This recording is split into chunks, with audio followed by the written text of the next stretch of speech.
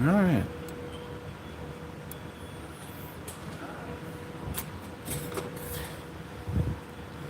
Think we're good? We could start making a mess.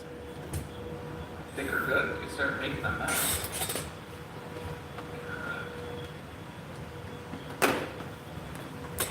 Hey guys, welcome in. Just gonna have to move my camera up just a little bit.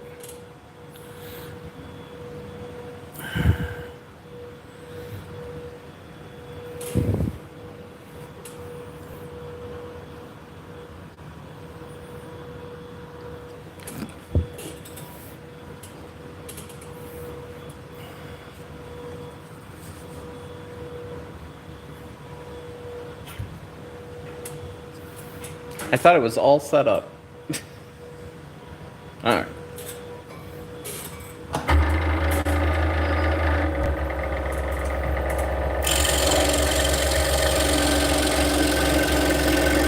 So we're cutting 5/8 inch cherry today.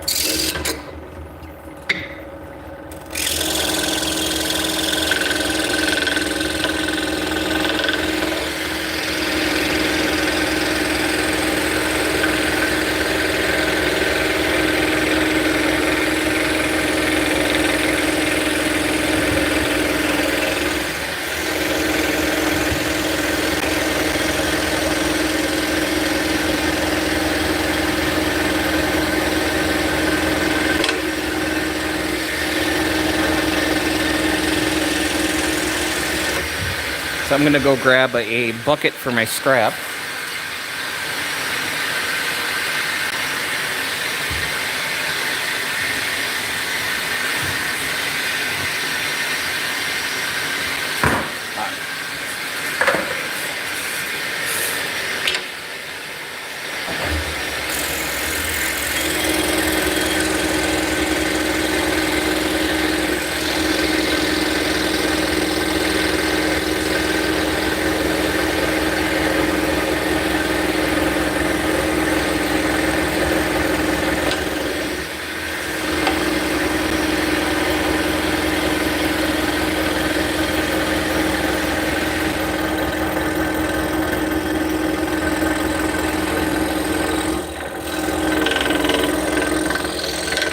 This cherry is very dense. Feels like it's maple almost. It's not a bad thing.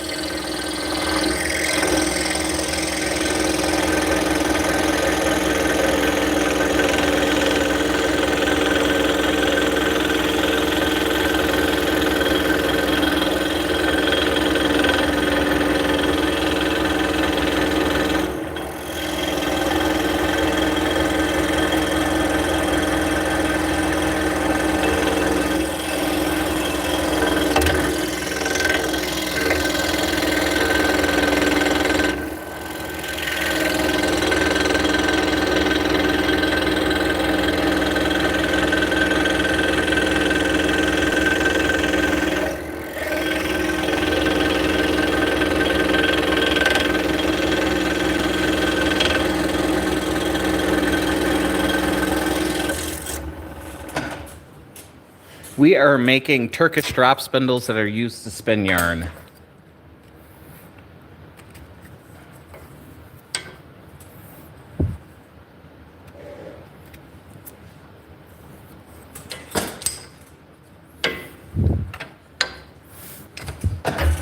It's a living.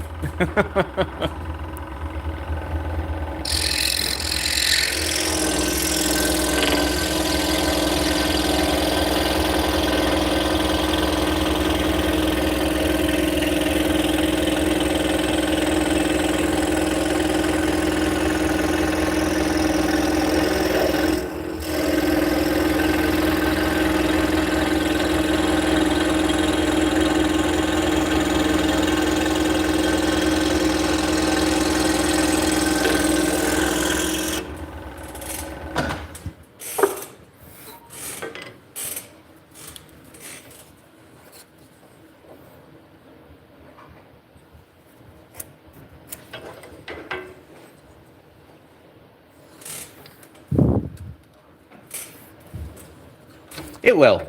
It has to. The nice part is this is a wholesale order, so they're already bought. Yeah.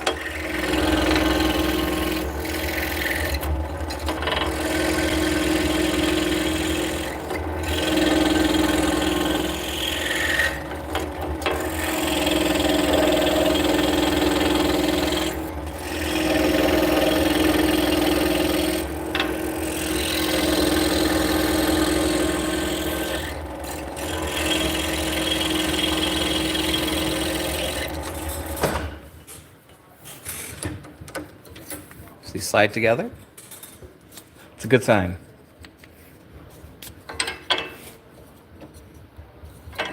Gonna make it just a hair bigger.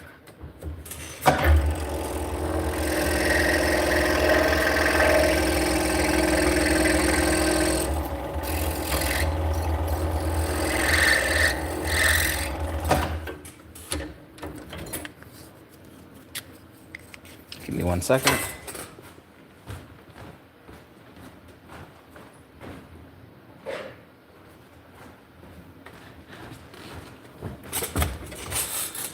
I was working on my other saw.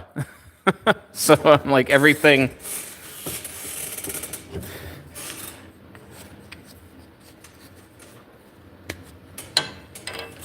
was over on the other side of the room. Not a bad thing. Very good.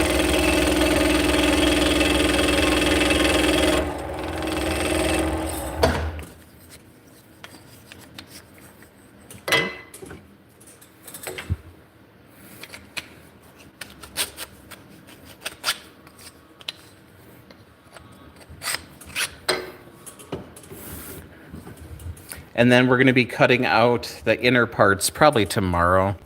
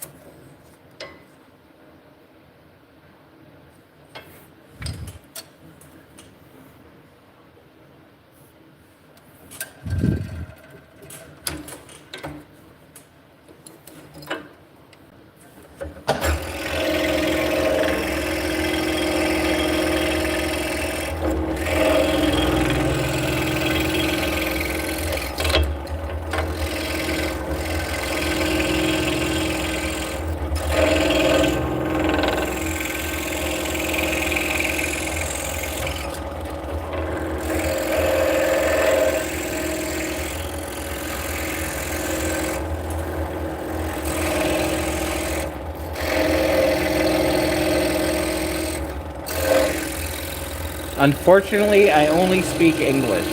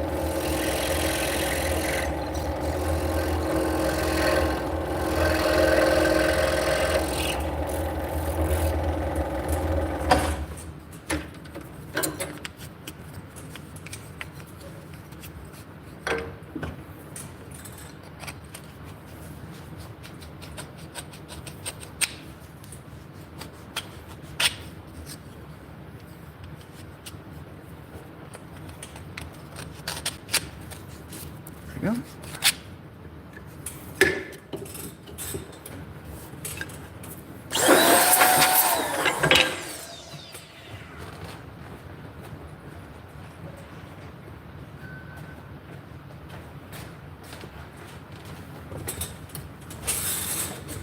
All right, we're going to switch the blade out. For some reason, it's not cutting right.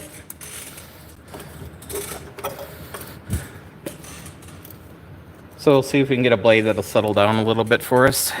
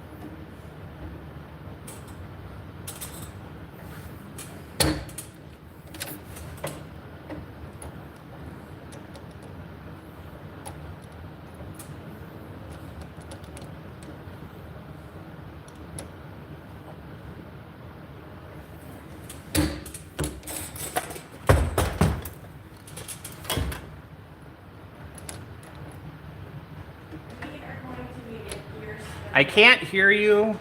What? We are going to need a gear spindle. Which gear spindle? Mahogany gear spindle. All right. I'll get one made up tomorrow. Sorry, I got my headphones on. Write it down, all right? All right. I'll give this a try.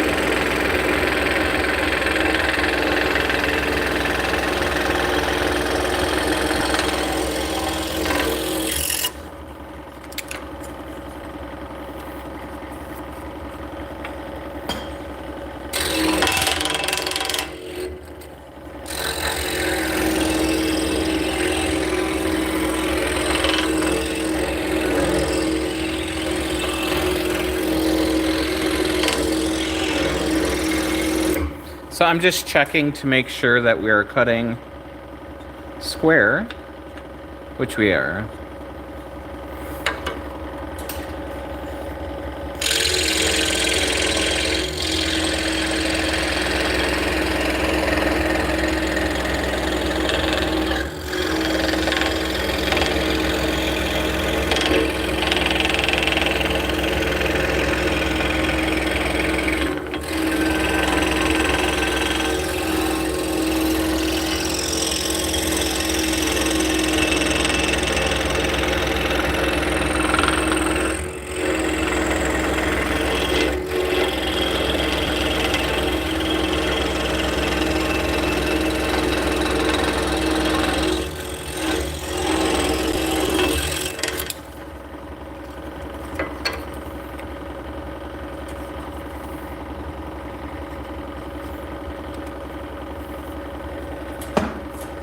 So I got up this morning and we went and we voted.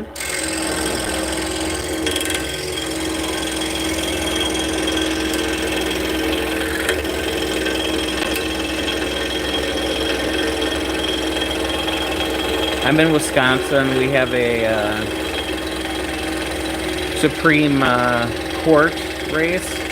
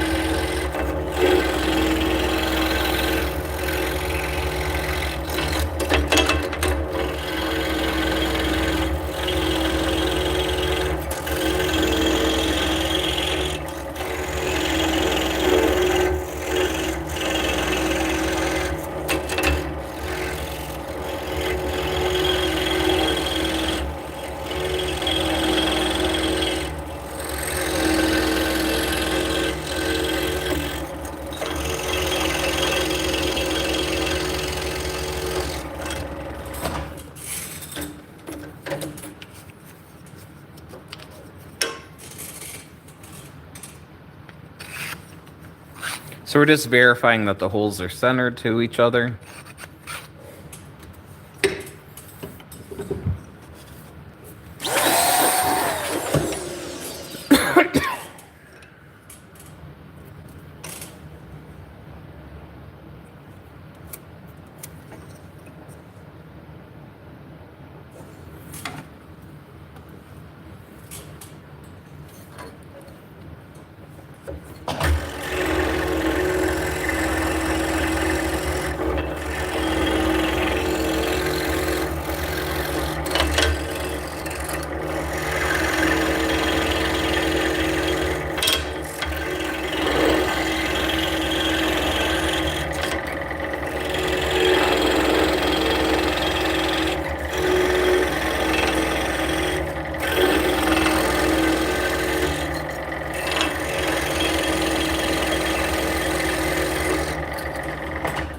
So we are cutting on the Bauer scroll saw from Harbor Freight.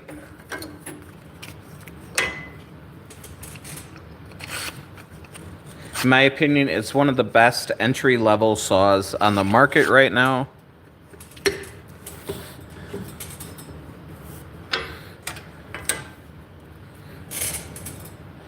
I've had it for a little over 5 months, and it just works. I mean, I bought this to make YouTube videos on, and as a backup saw. But yeah, it's not bad.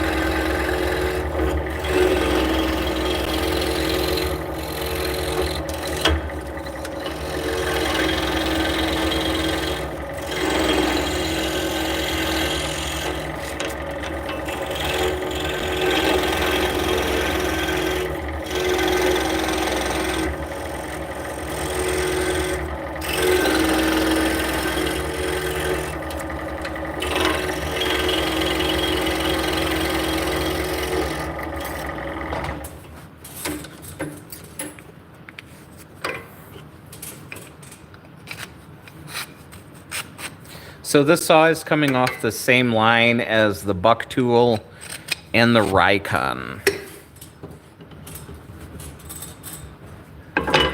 where the Rikon saw is like 550. This is 250.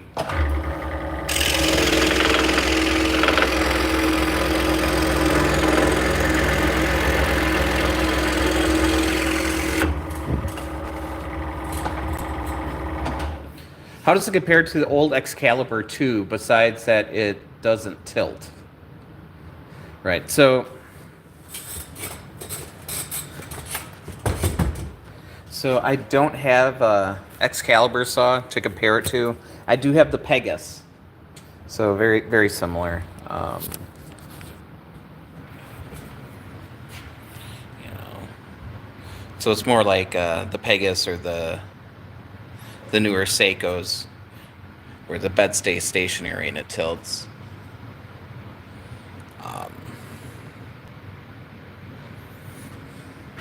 I really like it. I really do. It will take the Pegasus clamps.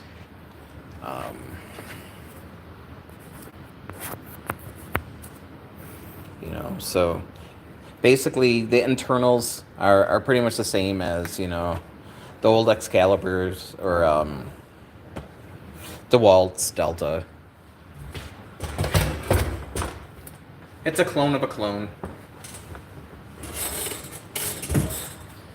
I mean, when I first got it, the whole chuck here is, you know, a little wonky looking, but it's simple and it works. I do have a set of Pegasus clamps I can put on here, but it's been working so good. I'm just gonna leave it. You know, I when I bought it, I got the 2-year warranty with it, and I've been just beating it, just using it a lot, and I haven't had any issues with it at all. What makes a good scroll saw? I prefer having a toolless, being able to change the blade toolless. So, you know, there's a thumb screw on the top and one on the bottom. Yeah, I snuck in here, Keith. Well, you want something with a decent throat depth, depending on what you're making. This one is what, 21 inch? You know, you want something stable, something that runs smooth. Yeah, I'm not a big fan of having to take the blade and mount it into something else to mount it into the saw. I don't know.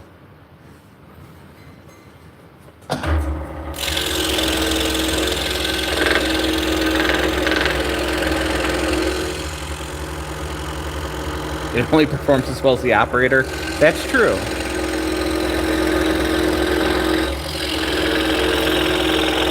But if you buy like a little $100 Wen, where if you want to use a pinless blade, you have to use an adapter, and it just increases the time it takes every time you have to change the blade.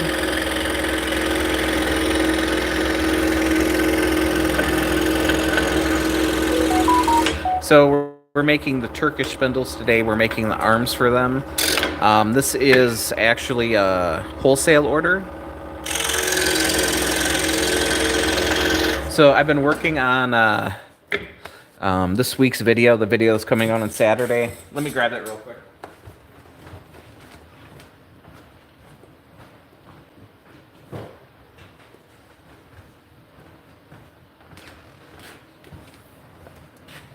So we are making this Hello Spring sign to hang up. I made a couple of them, so I still have to do a lot of sanding and touch up yet, but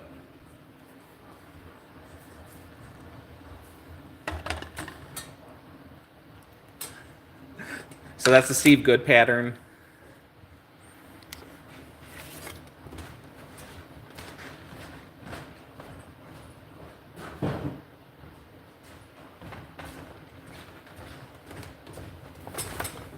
So I've been trying to focus on some pretty easy things that you can make in a sitting for people just starting out, you know.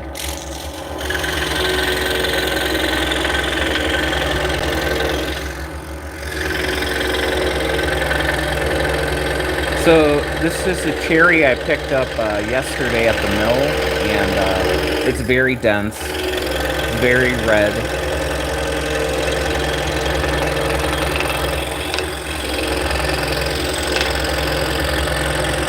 Nice piece of cherry. So, you see we're getting a nice finish right off the saw.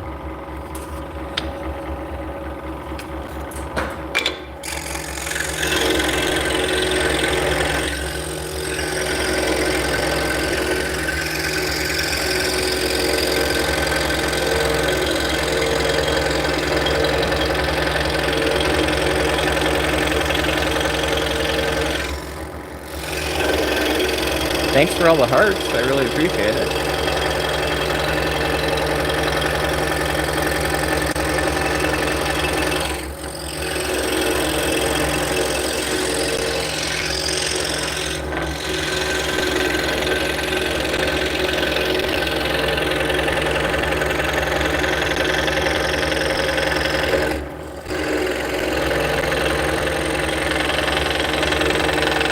So we picked up a new fiber show as of yesterday.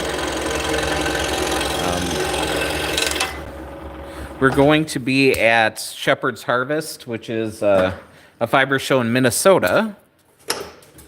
I was trying to get in for next year, and so this is not a spiral. This is an ultra reverse blade. So this is a number 7 modified geometry blade. So it is reverse tooth. So the last inch, the teeth are facing up and the rest are facing down.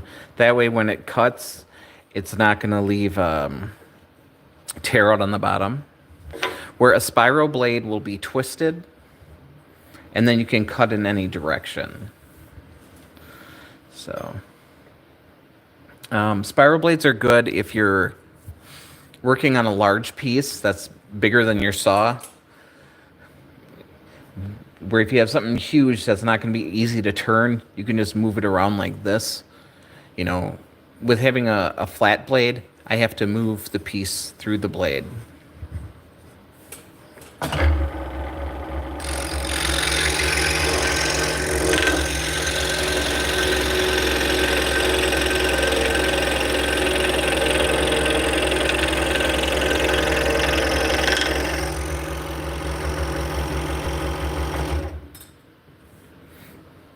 So yeah, it's a modified geometry blade. This one is actually an Olsen Mach Speed blade. So with the modified geometry is there's like a pretty big gullet between each tooth. So it helps with cleaning out the sawdust. I don't have any really big ones here that I can show the camera.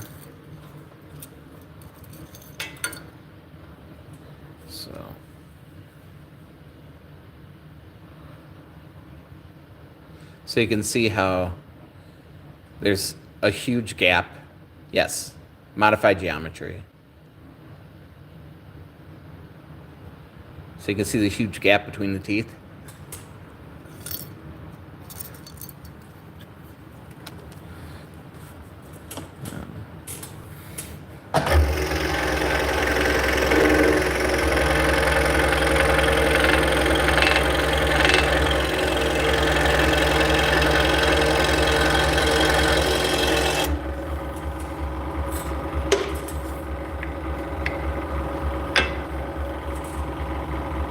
They're just the ones I prefer. These are, you know, yep, these are Olson. I also like the Nikwa blades, which are Flying Dutchman, and I also like the Pegasus blades as well. So.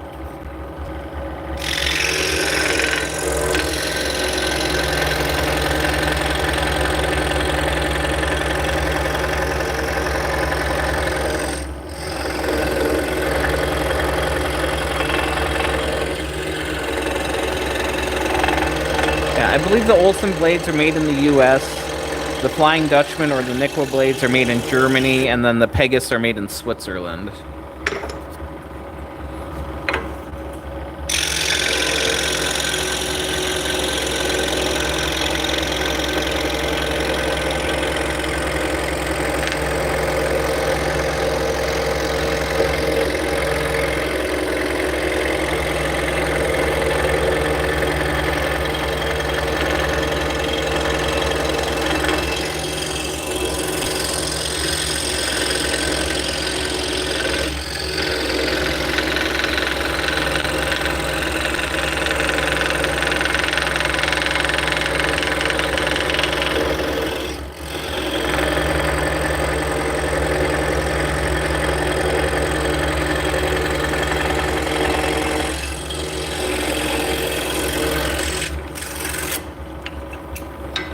Yeah, I do have some beginner scroll saw videos where I go through blades and different types of blades and how they work.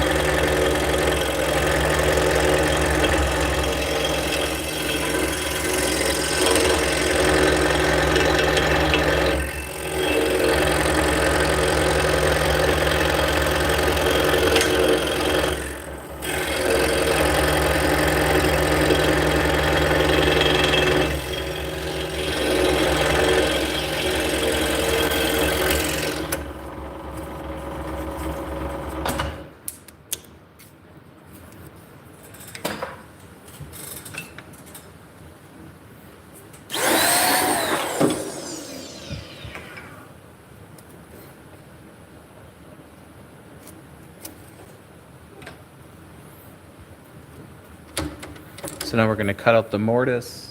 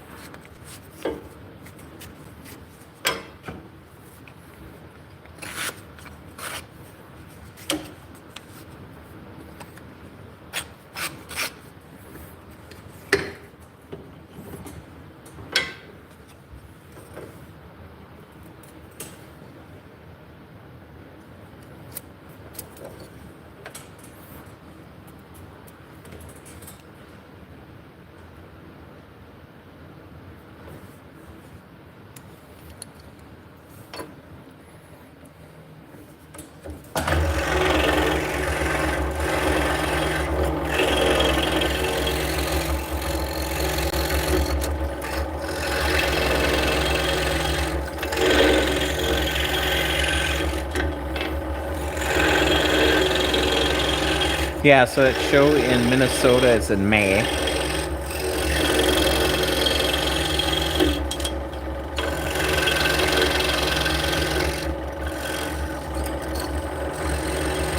We've never vended there before. We've been there a couple times just as a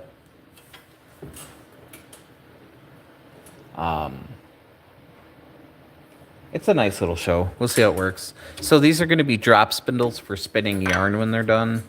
Let me grab one to show you what it looks like.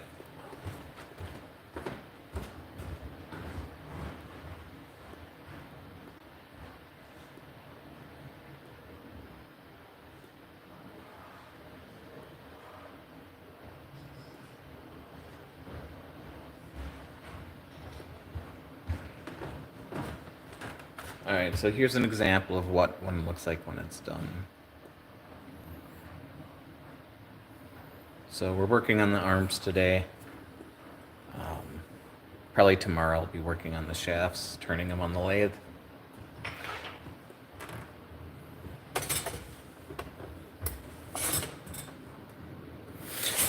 We're going to Shepherd's Harvest. It's a fiber festival, so it'll be a bunch of sheep, maybe some dog trials, and yeah, I make a lot of fiber tools, so we sell a lot of spindles and other things for, you know, knitters, crocheters.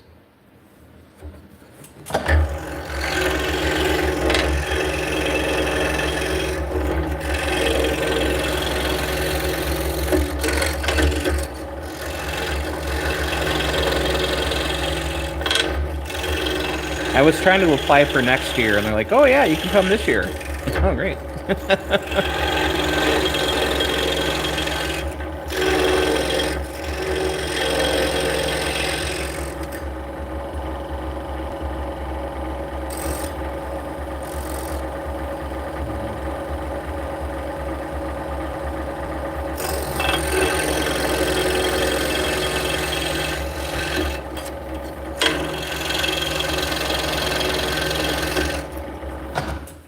Great place to sell lucets, right?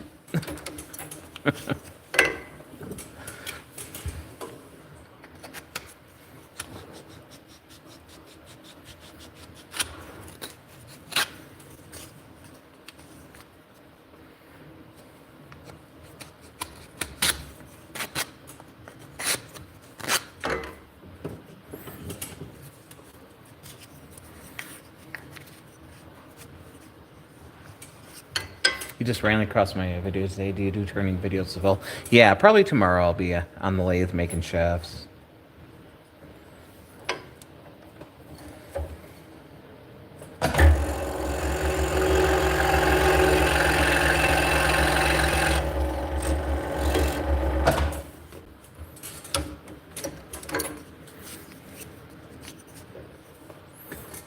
Yep, so this channel is pretty much for introductory to scroll saw woodworking, and I'm going to be working on some 3D printing, some laser engraving, and some wood turning videos as well. But yeah, so yeah, the live streams are just kind of my day-to-day, you know, this is what I do for a living. But I do more project-oriented videos for the channel.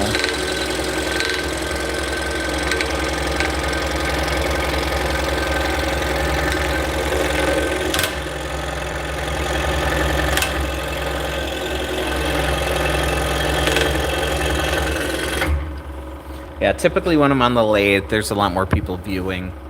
I guess it's more exciting to see, like, wood chips fly everywhere.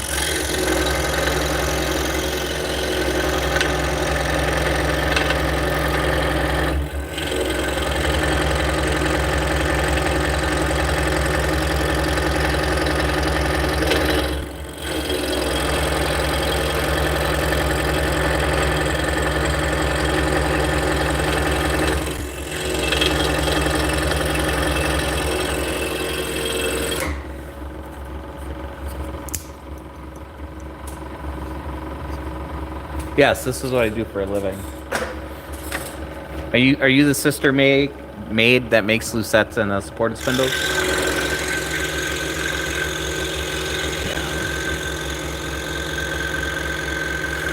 Yep, this is my job.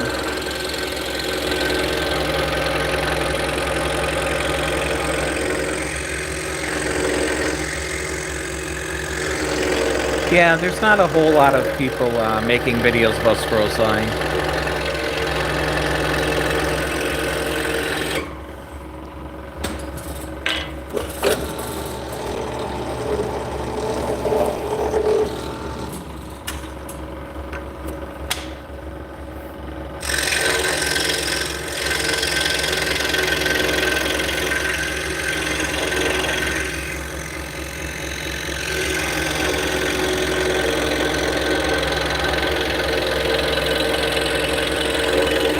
Yeah, I'm Snyder Spindles.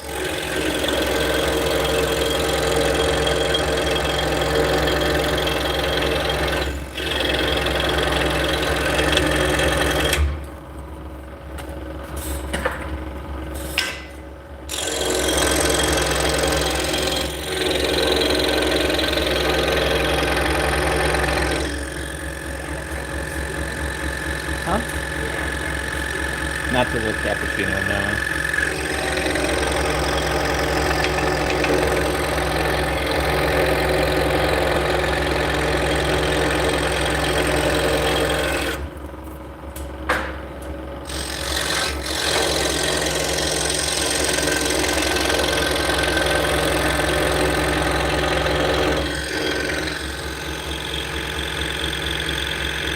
How can I see the words?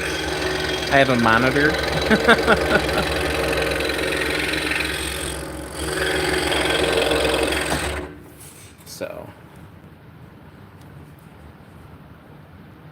So I'm watching the live stream, and then I can read the text off the monitor. I can also read it off the phone too.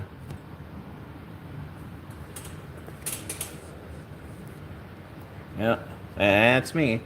Yeah, we both wholesale to the woolery.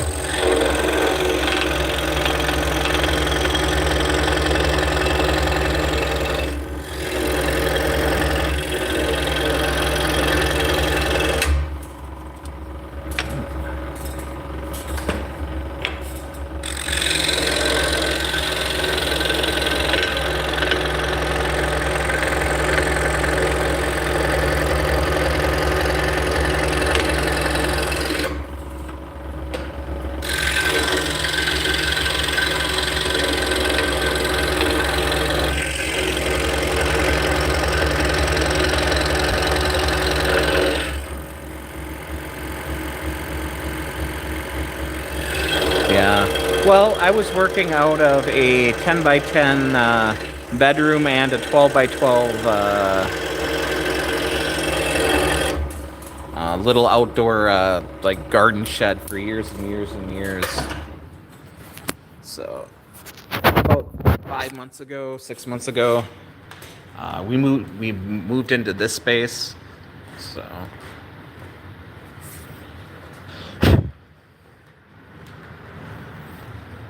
It's got the lathe set up over here. Just pan over. Yeah. So this is my normal production area, and then back there's for videos primarily. And then we got a laser engraver here and a couple more here. And we got some 3D printers. Yeah. So we went from, what, a couple hundred square feet to a couple thousand square feet.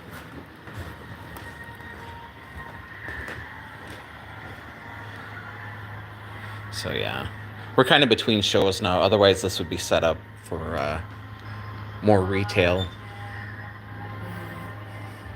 Perfect background. What are you watching? What do you think? Charmed? Yes. Yep. And this is where our product goes. That side's Etsy and that side's Shopify.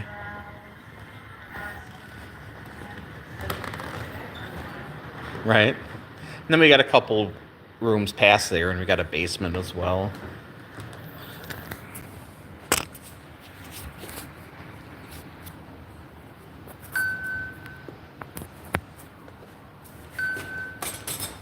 The nice part is it's about 3/4 of a mile away from our house. We're in Wisconsin.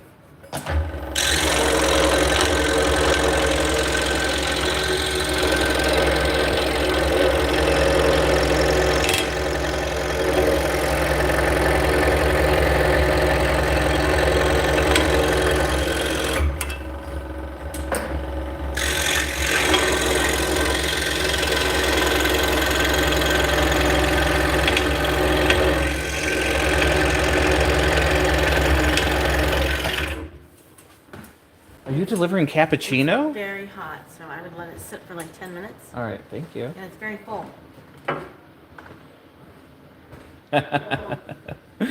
Yeah, where are you located?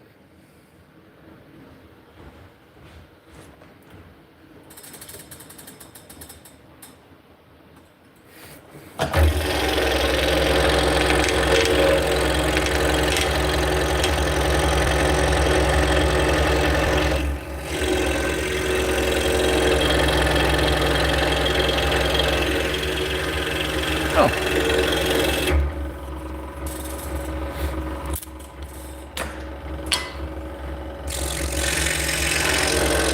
It's not that far.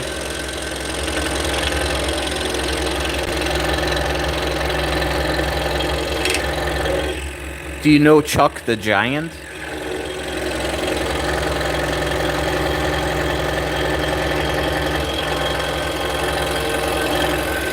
He's from Ohio. He makes a lot of inkle looms and like cutting boards.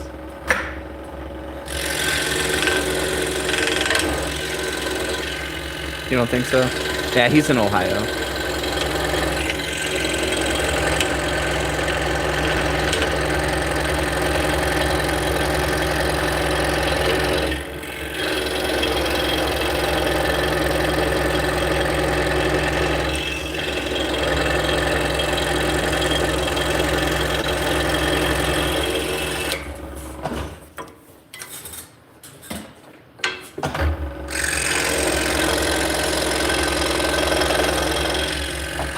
Yeah, so our next show coming up is an alpaca show in Madison, Wisconsin. I think it's in 2 or 3 weeks. And then we just picked up Shepherd Harvest in May. And then we got a gap until September. And then we'll be at Wisconsin Sheep and Wool. And then the DFW show in Texas. And then SAF in North Carolina. I believe that's our show schedule for the rest of the year.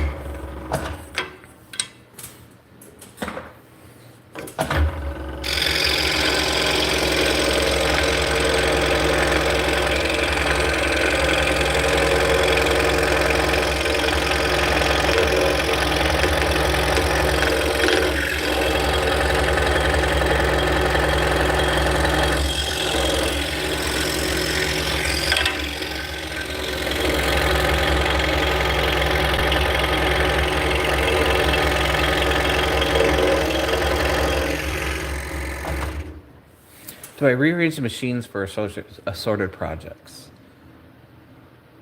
The first you went was Chicago and Ann Arbor. Okay. Before I had the space, yeah, everything was moving. You'd have to move everything around for one thing. So, oh no, the smiley face died. We're in a kind of a good spot now where I can just leave things set up, and it makes breaking down stuff so easy. When I had 2 different workshops, one had like the table saw, the chop saw, the planer, that kind of stuff out there, where I'd machine the wood to bring it inside and then, make the little spindles in here. So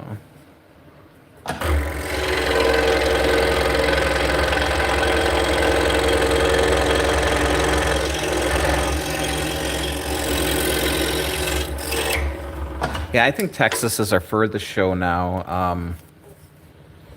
We did Rhinebeck with Susan's Fiber Shop for quite a few years, and yeah, that's a long drive.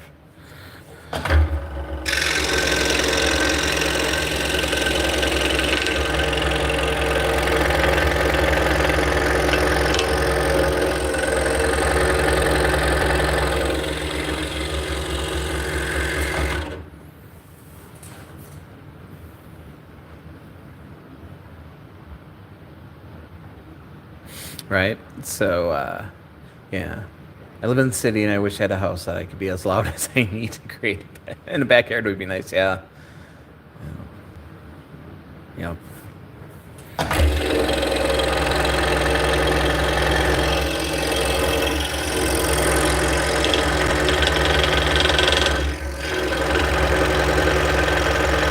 So what happened for us, just let me get done cutting this out and then we'll talk. I like talking.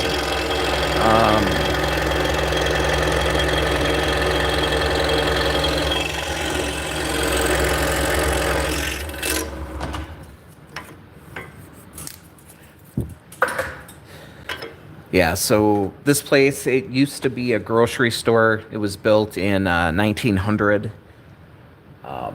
It's in the downtown of this little town that we live in, and the downtown is dead. There's like a bar, and that's about it.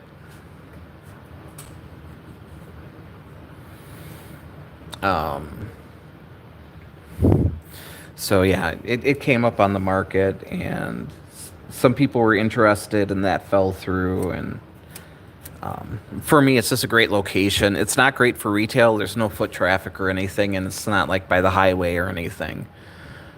But for me, it's perfect. The people next door make mantles and other things, so they're already running machines all the time. Well, yeah, I'm in North Fond du Lac. I think it's like 5,000 people. Maybe not even that many.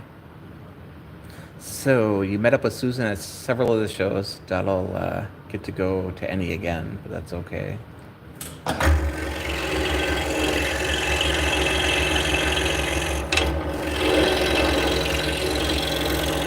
Yeah, I'm trying to keep it under 12 shows a year. We do okay online. It's just,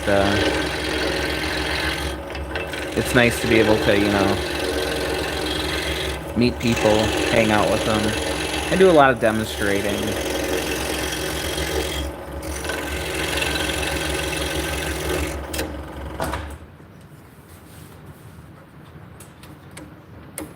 You'd like to purchase a share home with someone without having to be married to them. Well, that's understandable too. Yeah. Hey, honey. How many people live in North Fond du Lac? How many?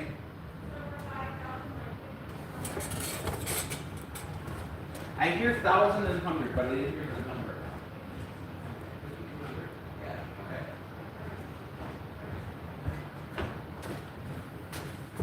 Yep. So it's like $5,000, and the next town over is like I think 30. So, and I grew up north of here. I grew up in the country.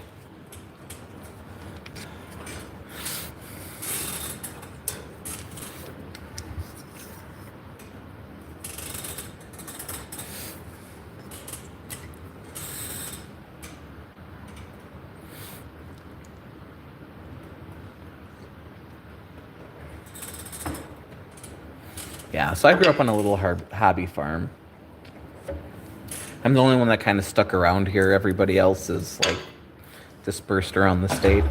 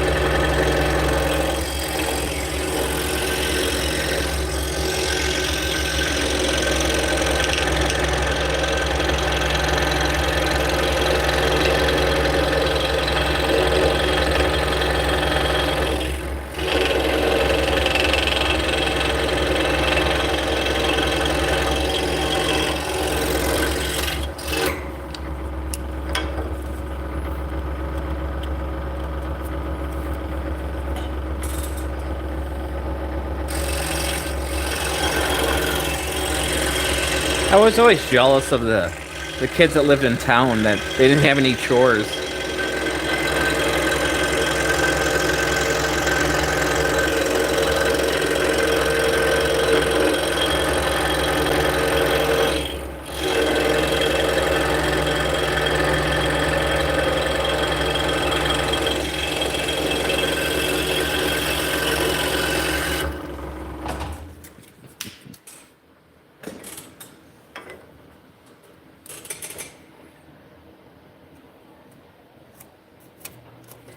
So yeah, the live streams for me, it's the keeps me motivated, gives me somebody to talk to.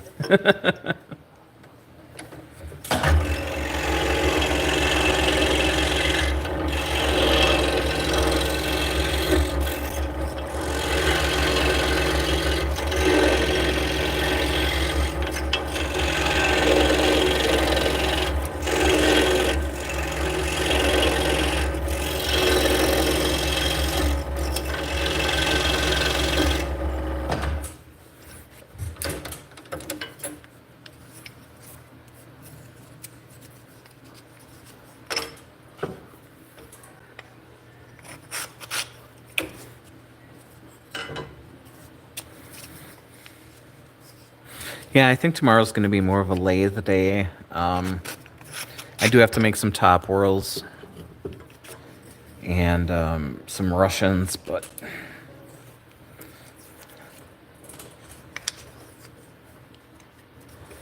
we'll see what tomorrow brings.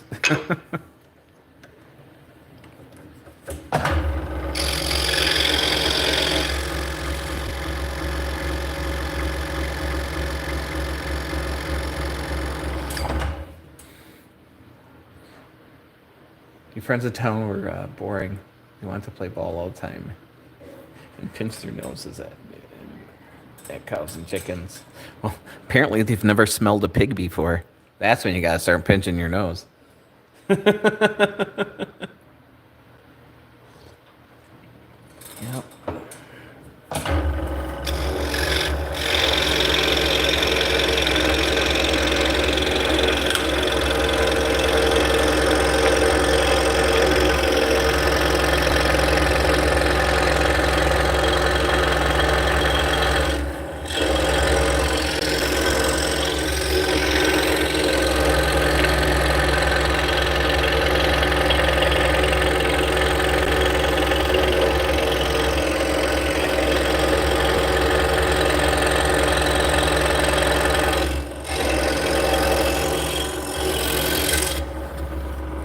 Yeah, I remember in high school, probably a junior, maybe a sophomore, and we had my girlfriend over for dinner, and yeah, we had Hassenpfeffer. Oh, that did not end well for me.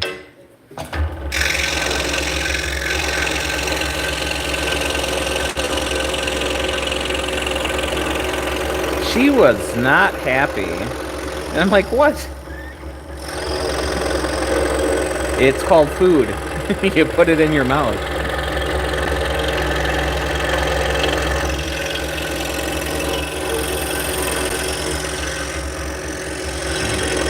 Yeah, I haven't had rabbit in a while.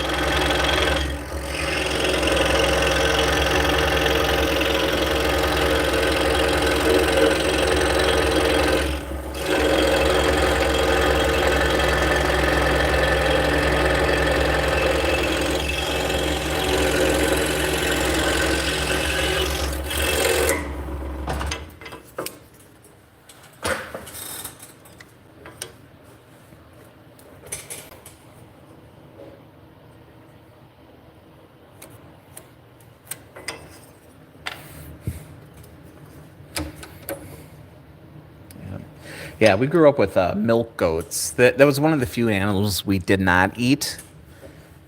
There was a Greek family who would come up and butcher some of the kids. But yeah, for some reason, we milked them. We had alpine goats.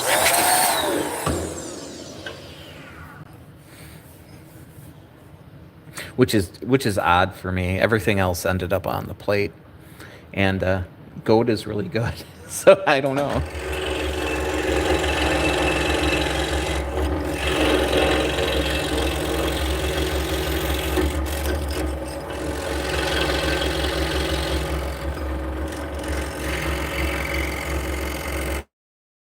Oh yeah.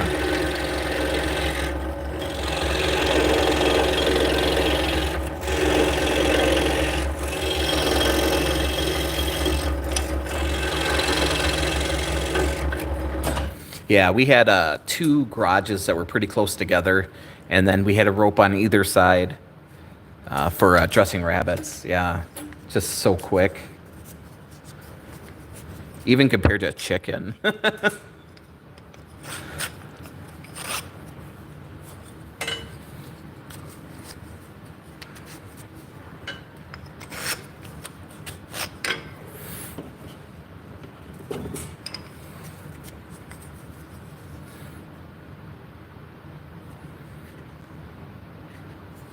Yeah, that's true. And rabbits are one of the few things that inbreeding isn't really an issue with them. So you could start out with 2 rabbits and wind up with 75 in the fall. Yeah, we would do chickens in the fall, and well, we do a few throughout the year too. But in the falls, when we would thin the herds, because it costs money to, raise them during the winter. But yeah, we do it would be an all-day affair. Boiling a huge pot of water to dip them in, and then we'd wrap them in newspapers to keep them warm. And yeah, my parents had 5 kids, and all of us, we had a stump with a couple nails sticking out of it that you would put the chicken's head in, and yeah. And then you would count the heads and count the bodies, and then go try to find the ones that ran away, and yeah.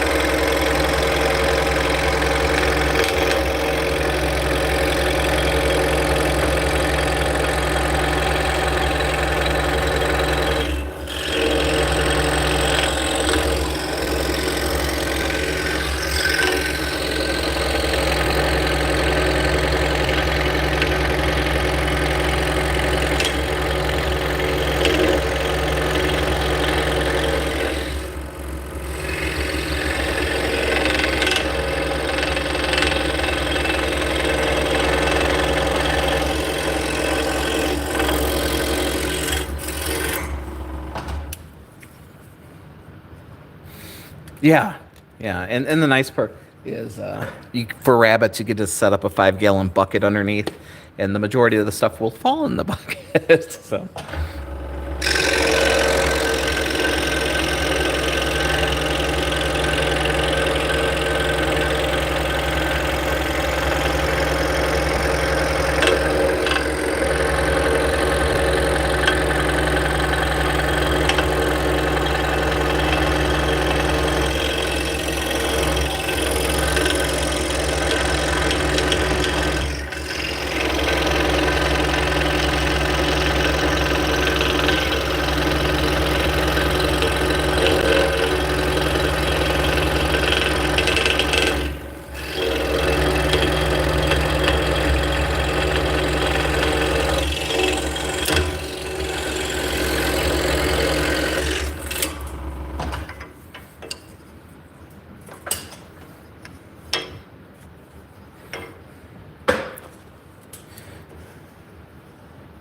Yeah, so we just had a little hobby farm. We had rabbits, chickens, pheasants, ducks, geese, guinea fowl, and then the goats. We'd have a sheep now and again. A lot of times when we had sheep, they were just bummer sheep, so they thought they were dogs anyways. Use a wheelbarrow. That's a good idea. Yep.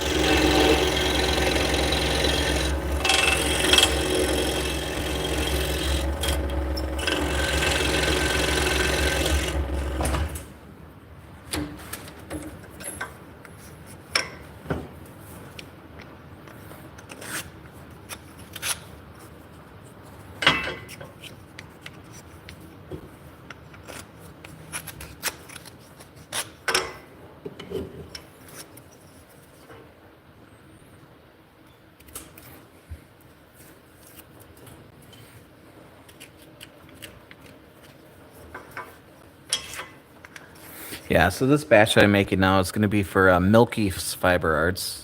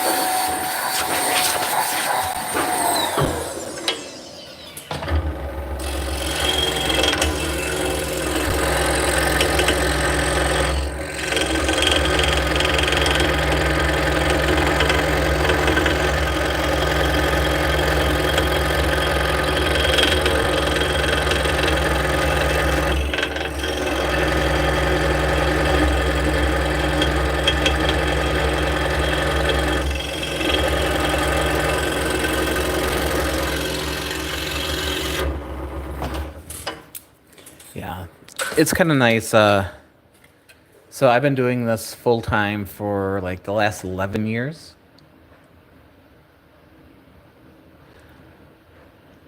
And then for like last, I don't know, 8 or 9, my girlfriend's been working with me, which is nice. She does a lot of the layout work and a lot of the sanding. So we got like team effort going on. Do you find monotonous doing so many in a batch? Or is it more satisfying? It's not bad. You know, I'm live streaming, so I'm talking to you guys, trying to keep myself entertained. I do have earplugs in, but they're also Bluetooth headset, so I'm listening to music. Yeah, you know, it's work. I don't mind it though. You know, if I'm not live streaming, I will bounce around a lot. You know, I'll maybe cut out 10, then go make 10 shafts, you know, and then work on something else. But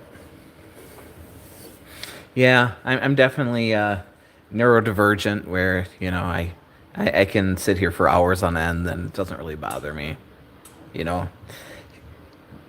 you just shut your brain off, you know, think about something else. I mean, I have cappuccino. Life is pretty good. Yeah, what I really like doing is designing.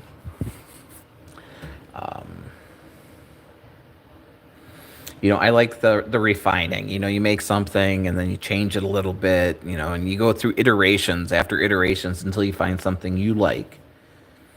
You know, and hopefully, you know, somebody else will like it too.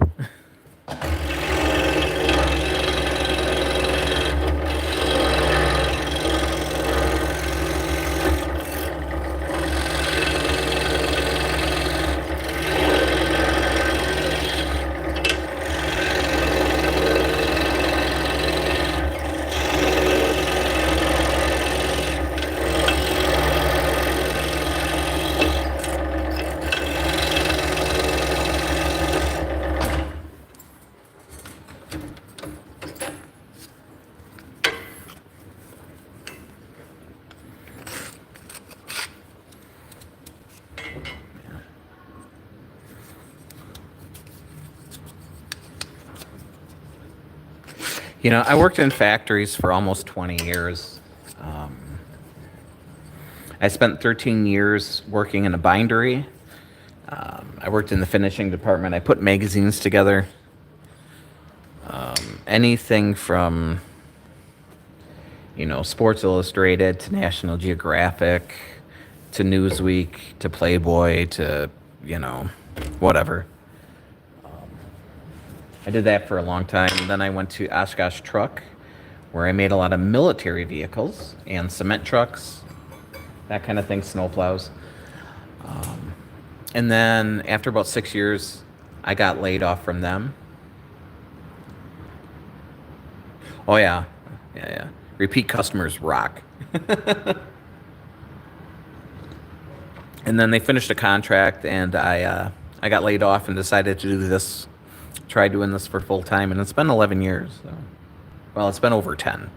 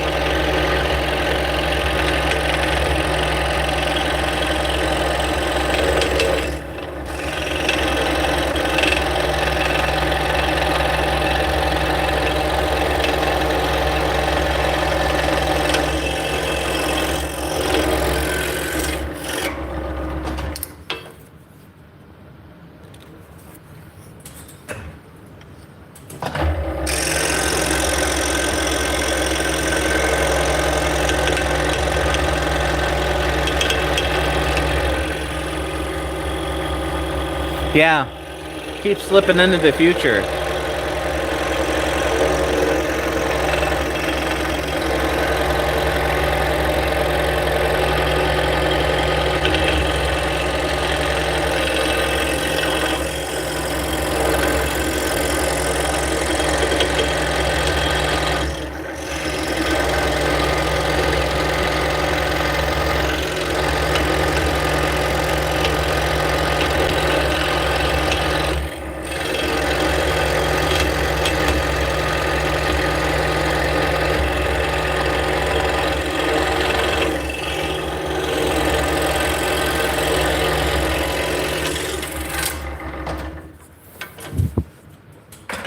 Yeah, it's like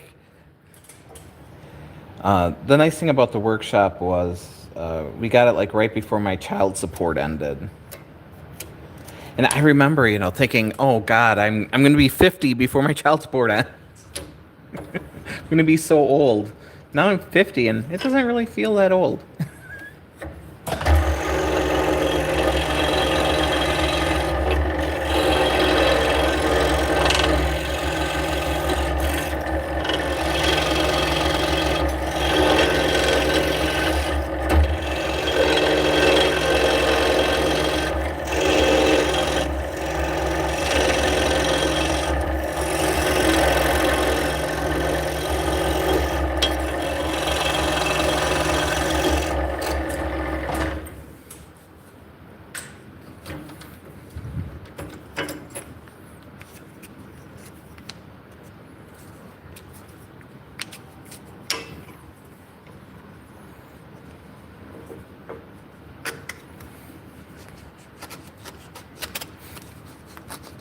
Right? I don't know. I'm one of those people who I'm much happier being self-employed. So much better.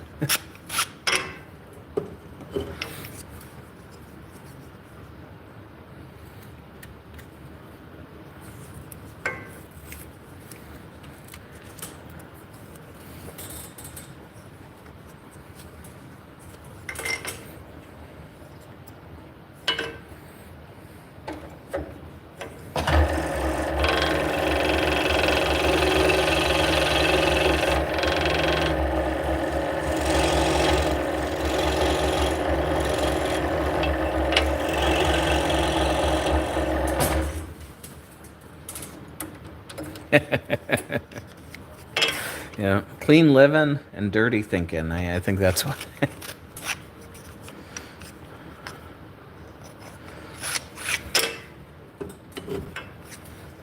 Here we go. All right, we're gonna swap the blade out. It's getting a little dull.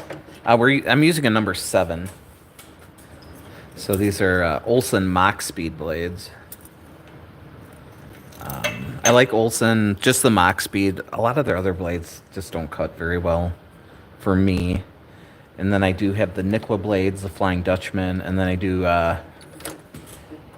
use Pegasus blades as well.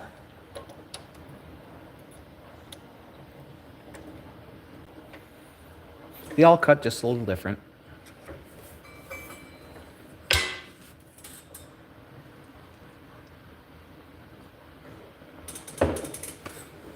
Yeah, now we're to the hard maple.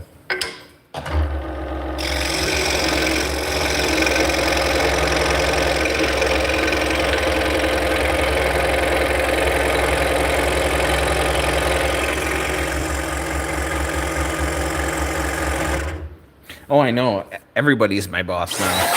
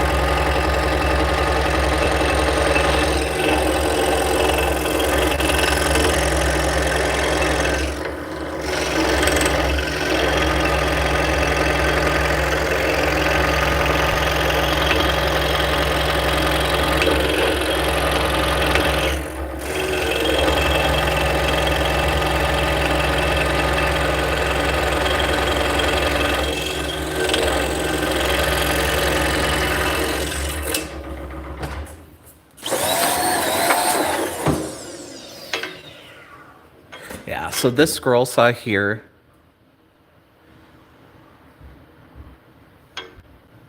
Pegasus is what I use most. Have you tried the Polar? I'm not familiar with that.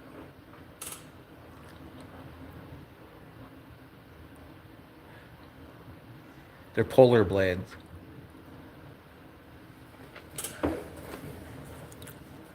Let me look see what I got. I think I got mostly whatever their reverse tooth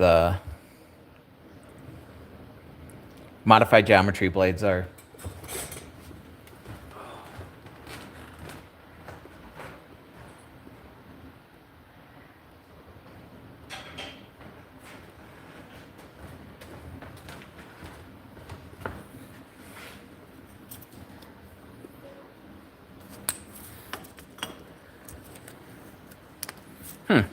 Where are my Pegasus blades?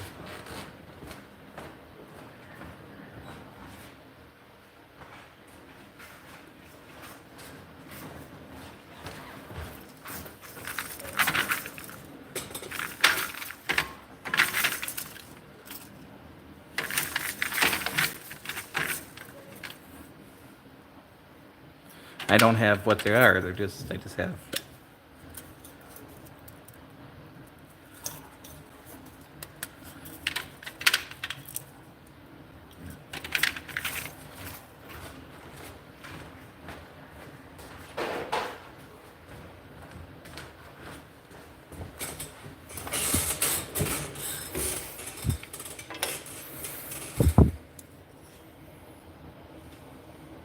So the crazy part is, great for plexiglass and things that heat up too easily. Okay. Yeah. You still got to put tape on both sides to try to keep them from melting together, right? Yeah, so this scroll saw here is the Bauer. So this is the new Harbor Freight scroll saw. So this saw is $250.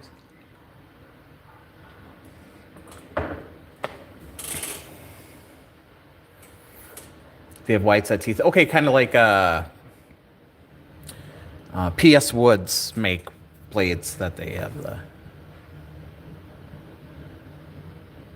Yep, so you got a really big girth with those.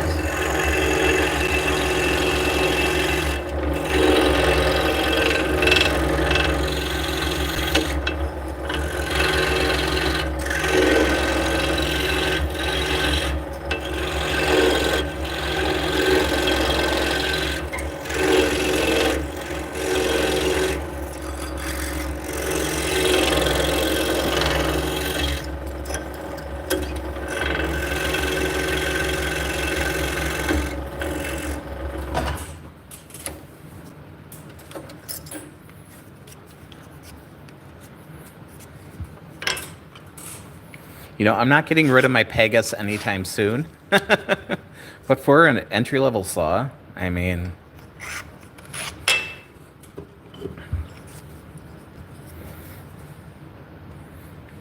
I'm tickled pink with this saw. It's coming out of the same factory that's making the Rikon, which is just blue. They have a plastic piece to wrangle the dust, and that's pretty much the only difference. But they want like 550, so save a few $100s and just go to Harbor Freight. Yeah. I mean, I've got a DeWalt in the back and a Delta in the back and, you know, a Craftsman in the back, but...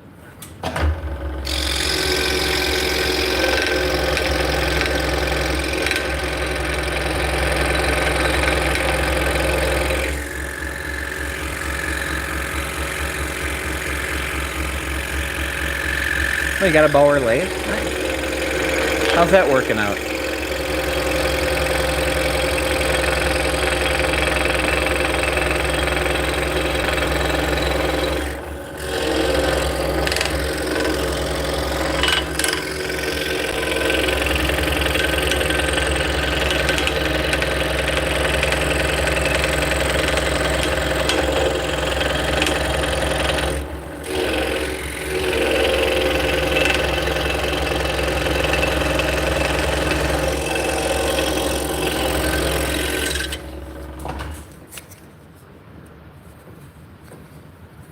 Yeah, it definitely looks a lot better than the old Central Machinery ones. Yeah, I'm running Laguna Revo. I also have a Rikon as well, but...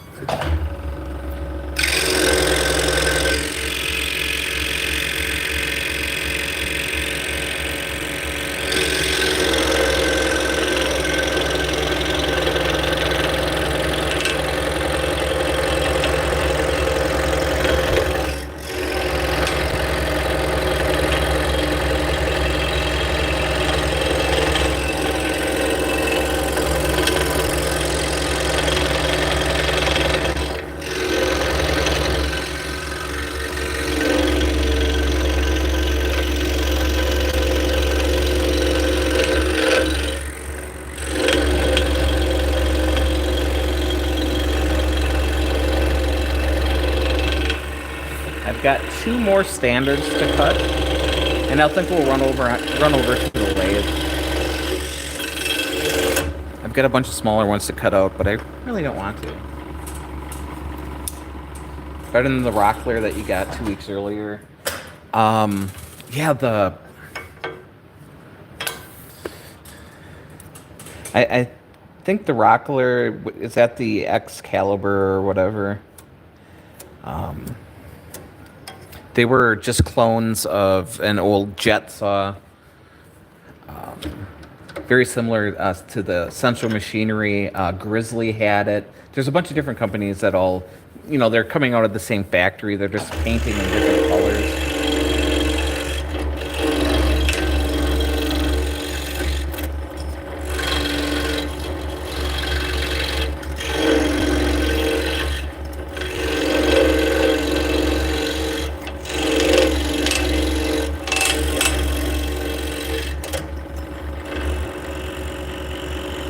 yeah, I got the little 10-inch Rikon bandsaw.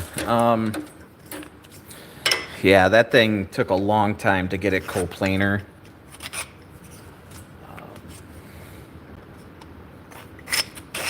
You know, I've got a lot of smaller things because my shop used to be really tiny. You know, now I can put a big bandsaw in there, but the little one's working just fine. I have a resaw blade on it. Actually, let's go to the lathe. Gotta grab my plug. Turn on my monitor and we should be good.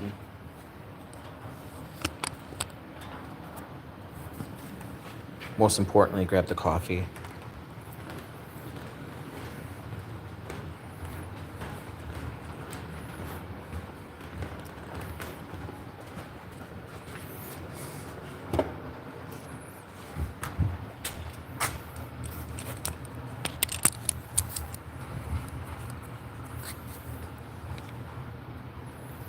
See if I can zoom out.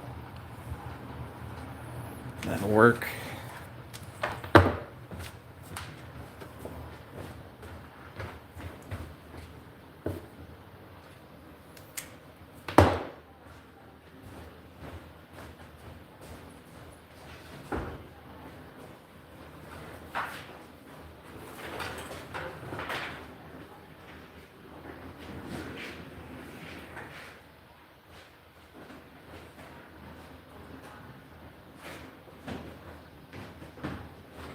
Oh, we're getting there.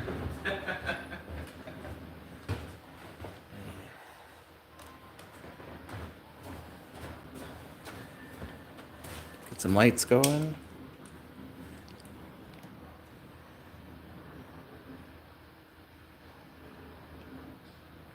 Right? We could fight over it.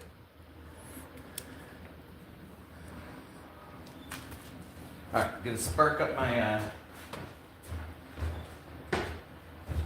dust collector and we'll get going.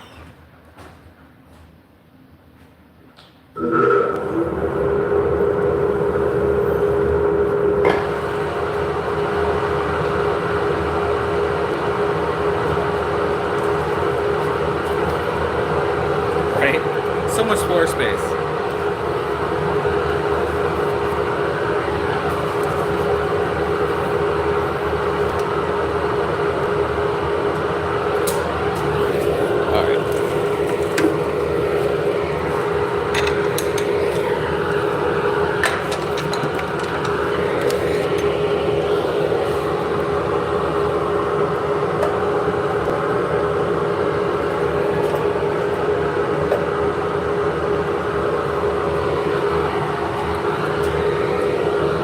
All right, gotta grab a mouse.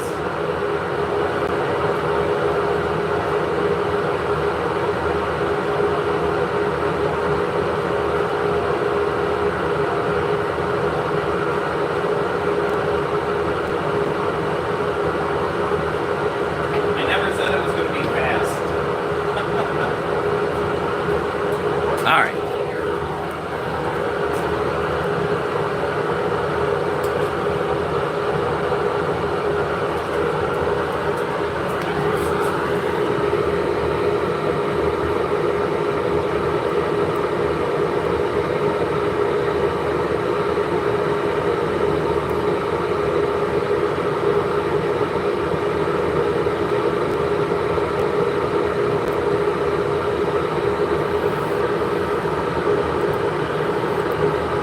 Yeah, that's just it. When I'm watching live streams,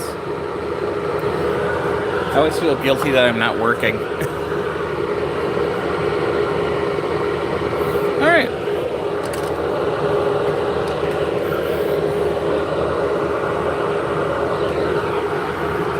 So this is hard maple.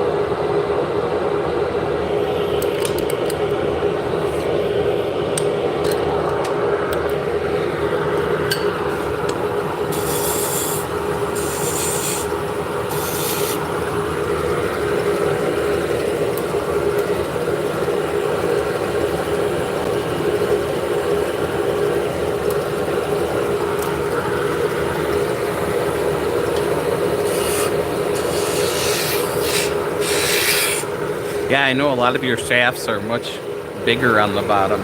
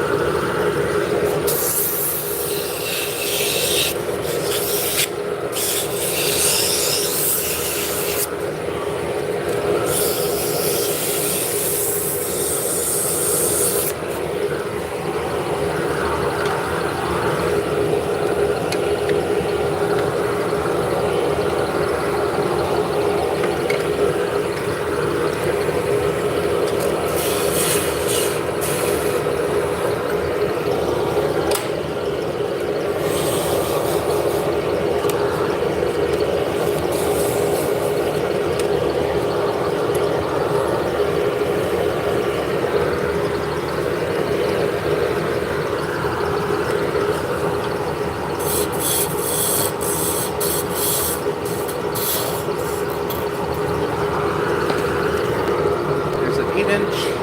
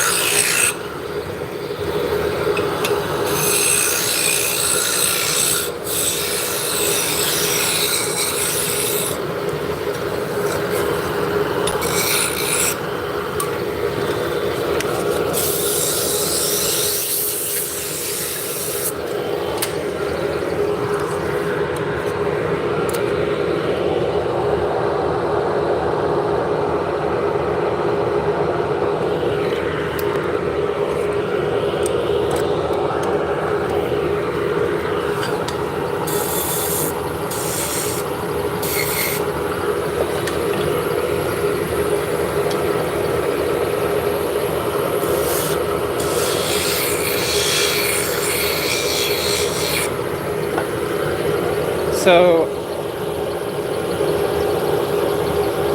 I will sand them out.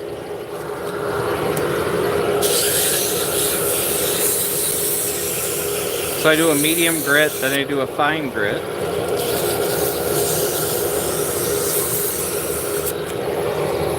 And then I will burnish them. It's making drop spindles for spinning yarn.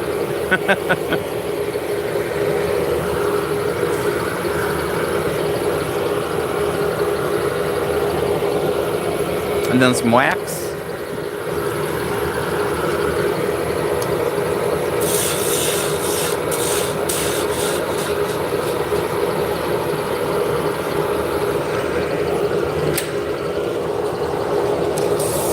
It saves me from saying I'm making drop spindles for spinning yarn 300 times. Hey, wait a minute. You asked that yesterday.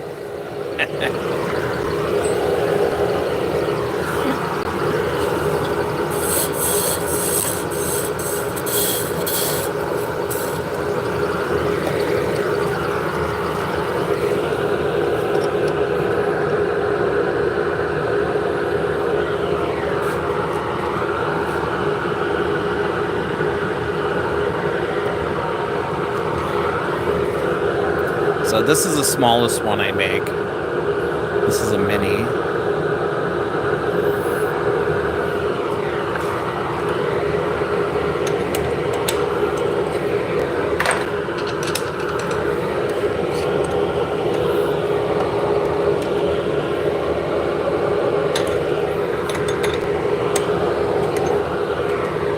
So for a lot of years, I'd buy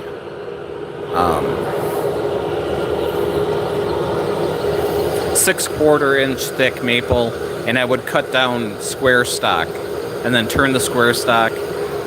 This way is just a little bit quicker. It makes less of a mess.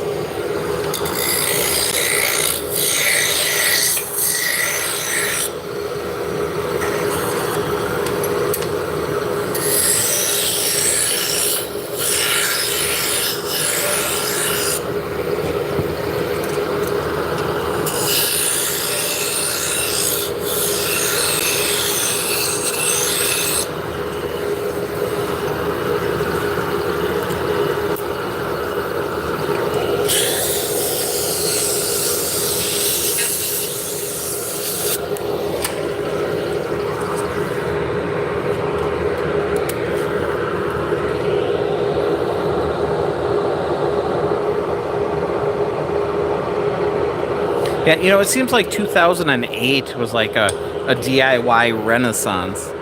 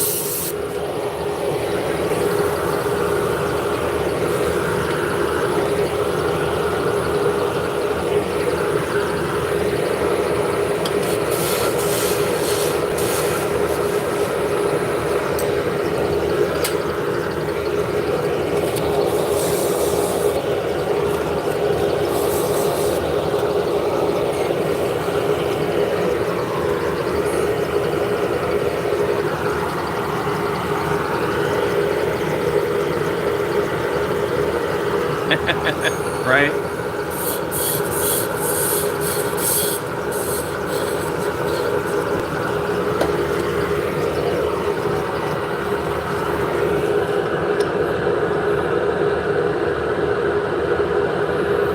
So the next step would be the bottom needs to be sanded out and then wax, and then the whirl itself has to be sanded and balanced.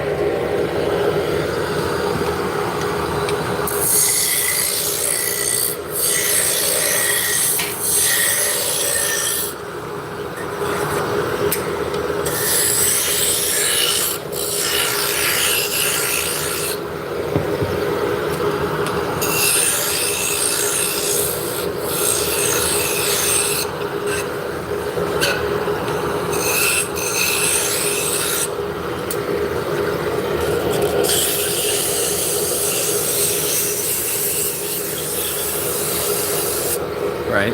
And green, right?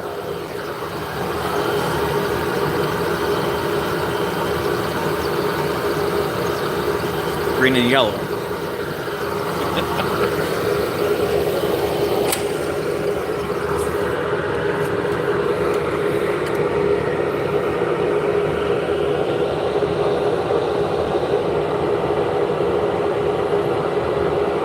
Yeah, they make scroll saws too. Little tiny scroll saws.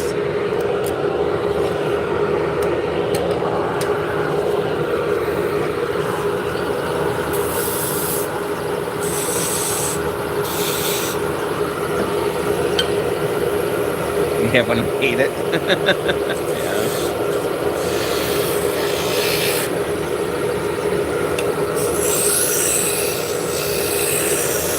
Yeah, I think that machinery is more made for, you know, model making.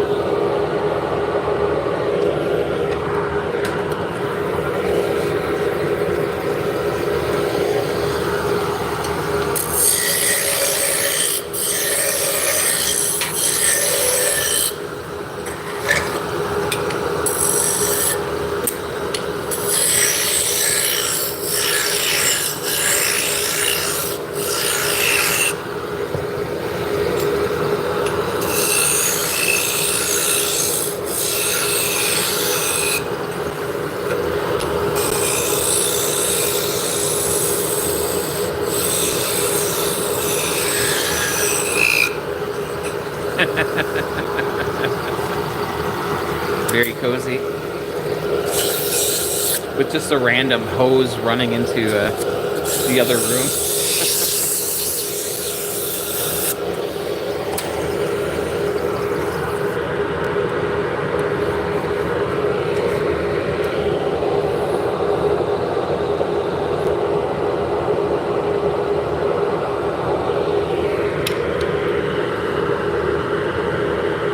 My personality. I try to be nice. Sounds pretty good, right?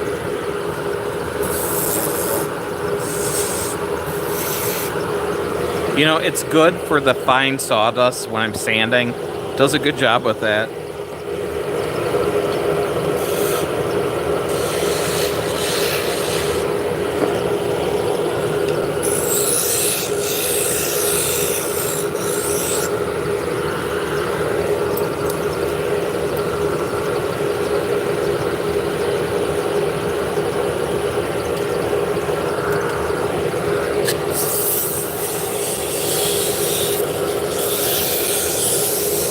And that's really what I'm worried about is the fine dust.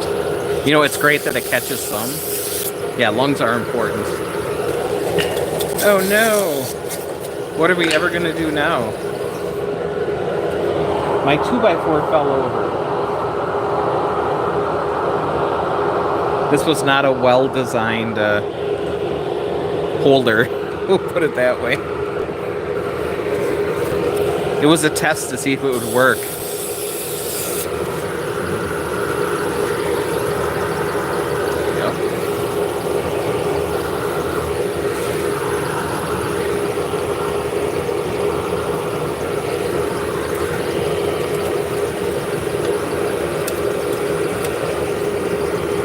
We have two dust extractors in here.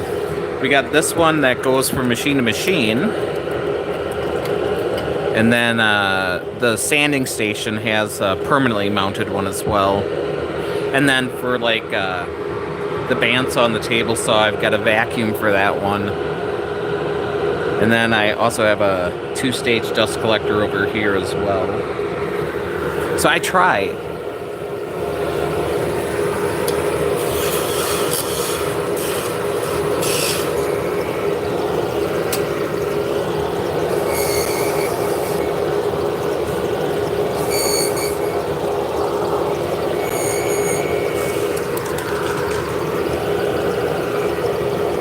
Put a magnet on there.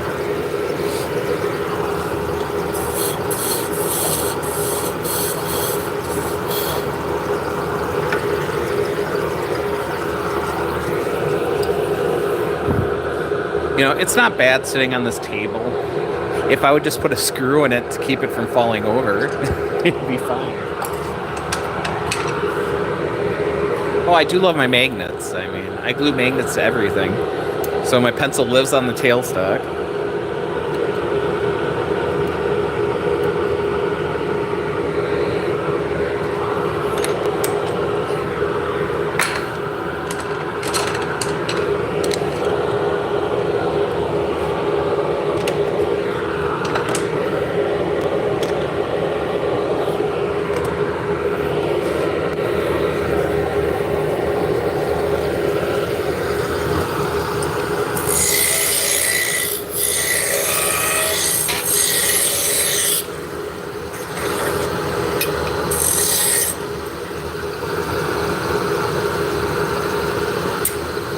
Nice.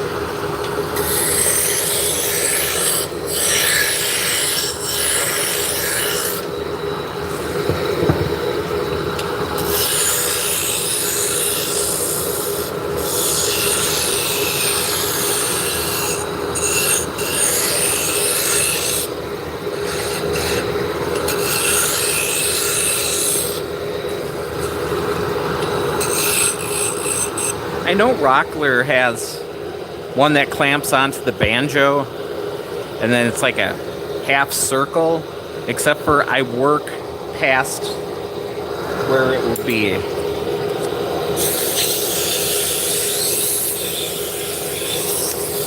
I think it would be in the way for me, but I do appreciate that it attaches to the banjo itself.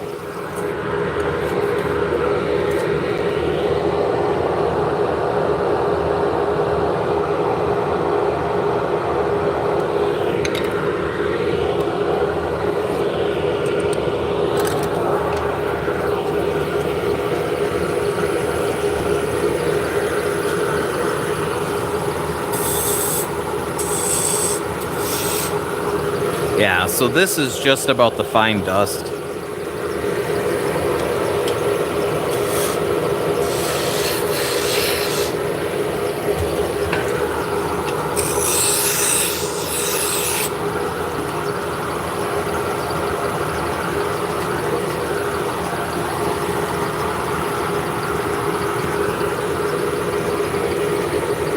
Yep, so my test whirl magnet, and it's made out of Vera wood. So hopefully the hole's not going to get washed out very soon. And then all my wrenches are on with magnets to hold them. The wire I use for burning, I have magnets on both sides.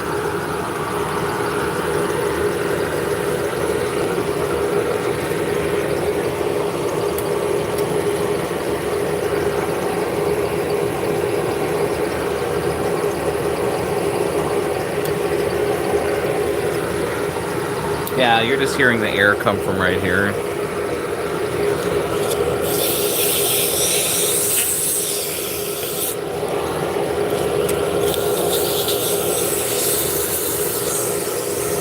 I mean, I don't always run it, but I probably should.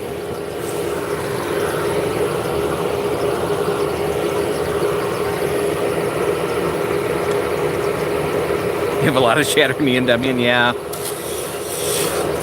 They are brittle. It's rare if you don't break them. That's why they're rare earth magnets.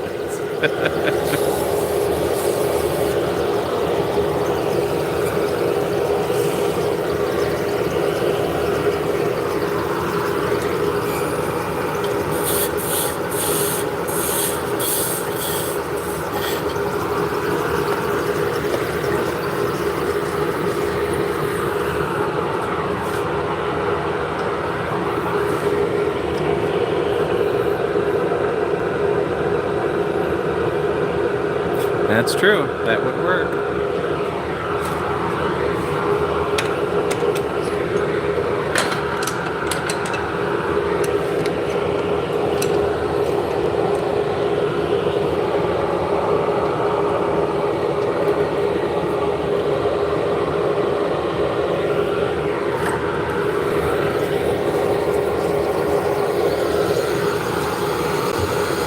You have an idea for me?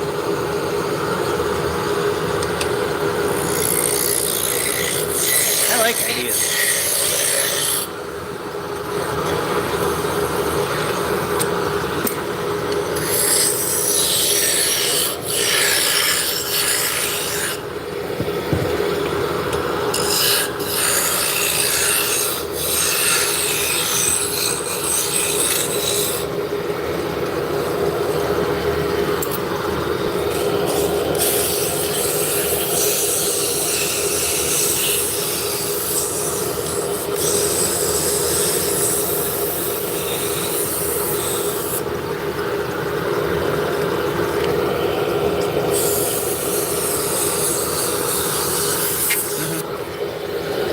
Oh, yeah.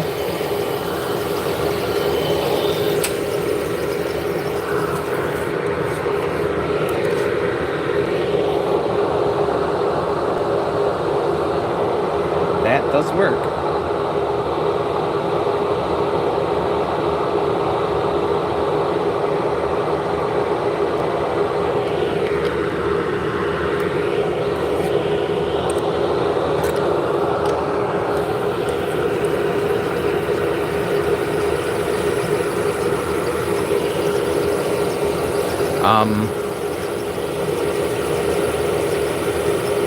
Yeah, the smaller, like BBs, you just drill a hole that's slightly smaller and then CA glue.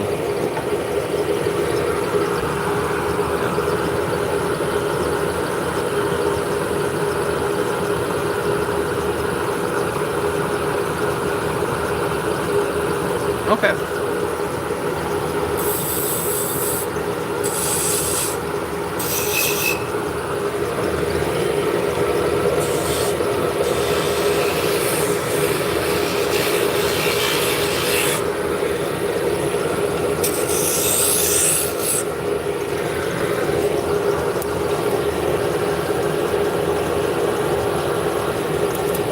So the rare earth magnets I get have holes in them, and then I can put screws in them. So they have a little bit of wiggle room to them.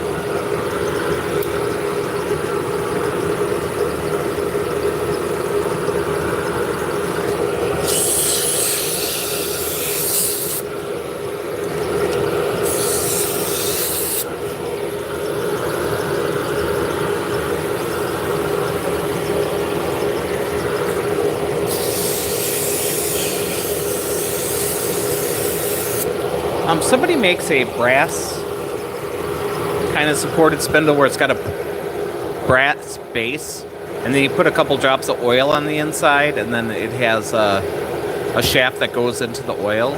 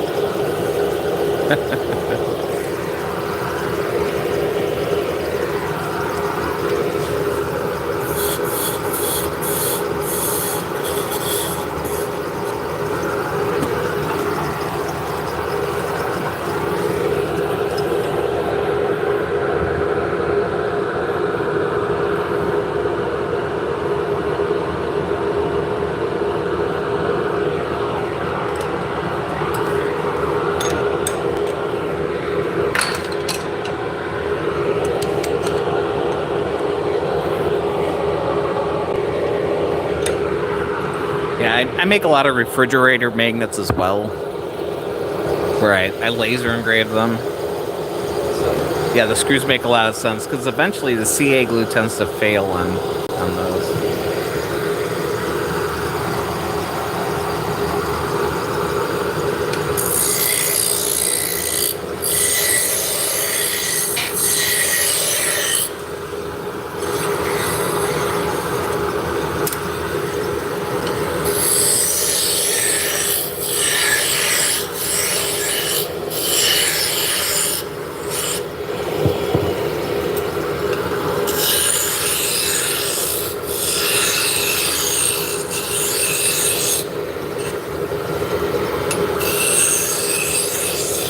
I have to admit, I am lost right now.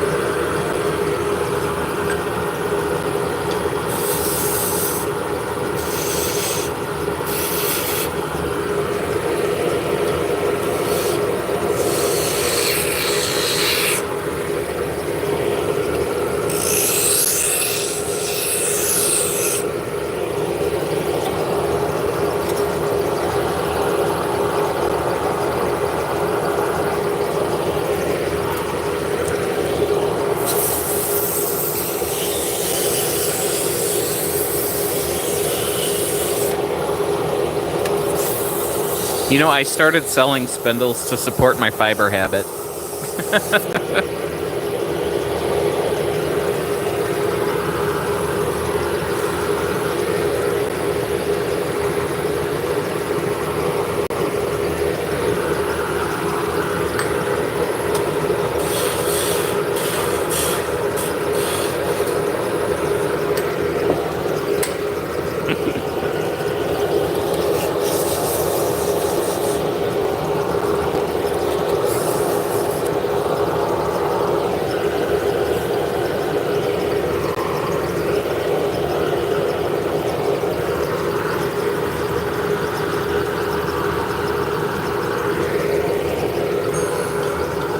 It's VM.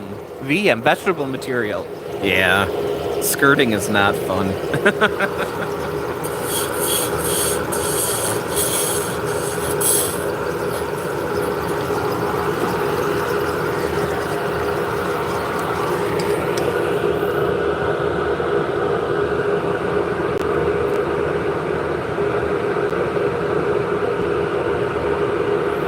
These are running nice.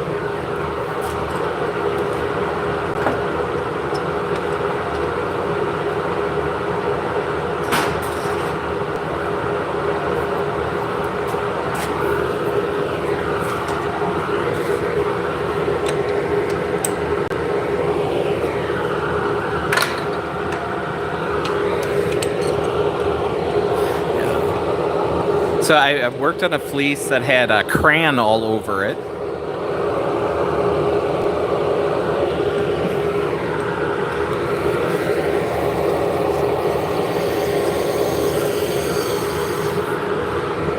So it had two different colored crayon on it. So they have this kind of device that they strap on the boy sheep, and it holds on to like a wax stick. So when they do the hibbity-dibbity, it will show up on the back of the girl. So you can tell that they've made it. So since there's two colors, the first pregnancy must not have worked. But then you have to be careful because just like a human pregnancy, all the resources go towards the baby. So the fleece itself could have issues with being brittle and everything because all the nutrition is going to the baby, not into the wool.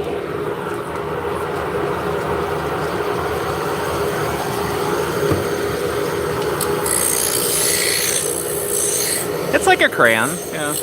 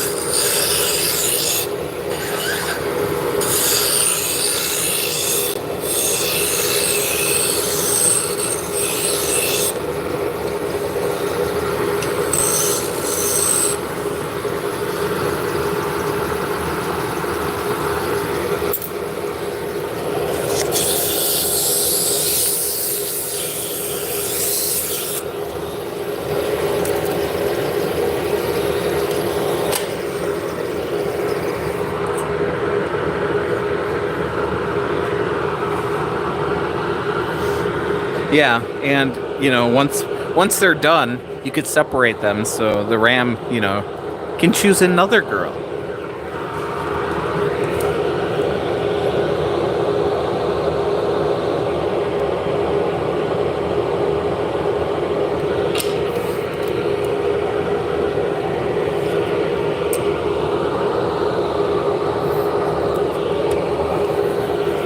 So I have a piano in the shop, which is hilarious.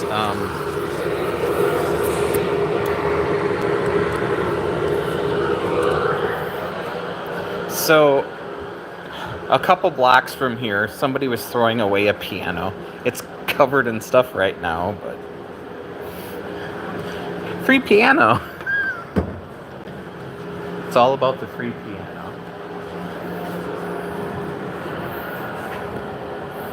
I don't have enough hands.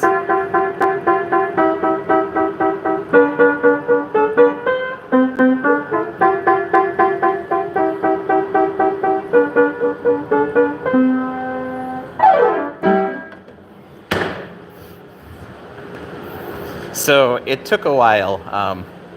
I actually picked that up and put it in the back of our van. I thought for sure I was going to have to roll it down the road. Yeah, it's not too bad. I'm more of a two-handed chopstick player myself.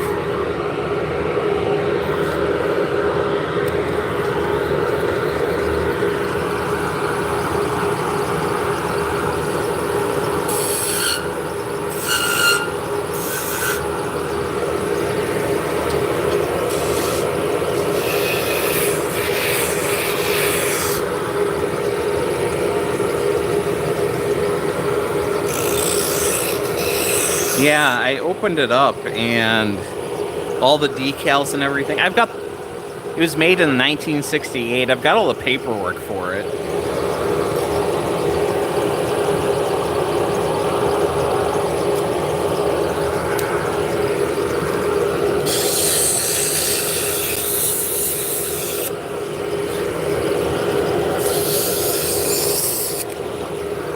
Just swap my sandpaper out.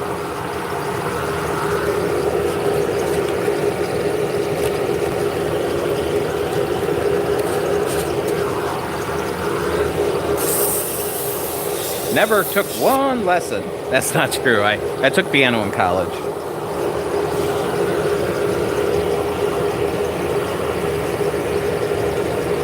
Aww. A very cute dog.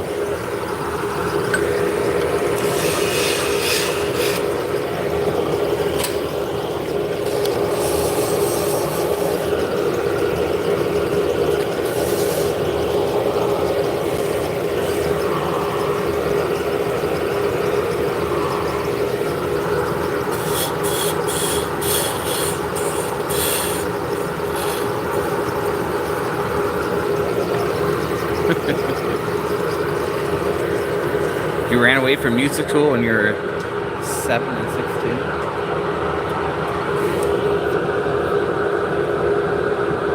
16. So you've got a gap in there. You know?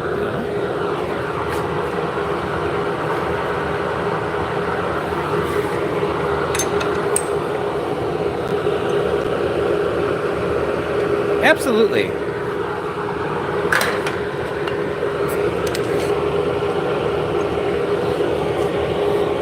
Just like Tori Amos.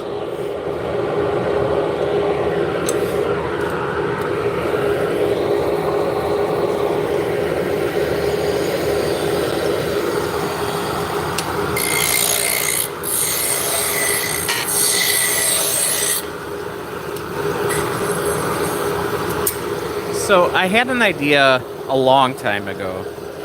I wanted to take a piano, rip it down, make it into like shadow boxes where I wanted to take the hammers and flip them upside down and make music notes out of them, and then like make a staff out of piano wires, kind of shadow box, and make a bunch of smaller music themed things and sell that stuff to see if I could raise enough money to get a new keyboard for the high school. So donate the money I raised to the music parents for the high school I went to. But that piano's almost in too good of shape. I don't want to rip it apart.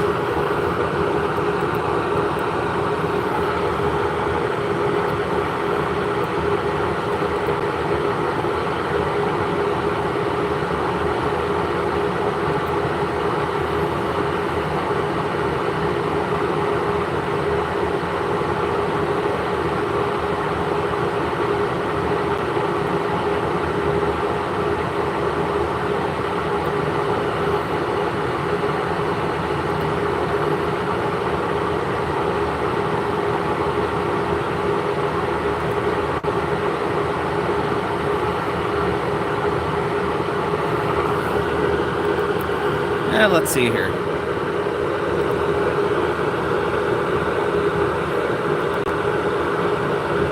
Uh-oh.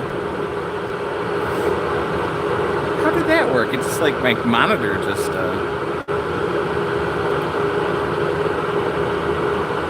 I'm just seeing if I can paste in.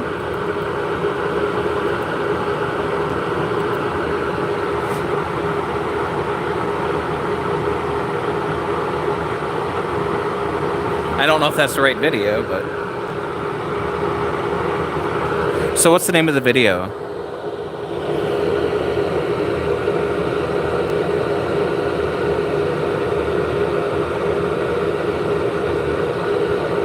Because I can paste it in.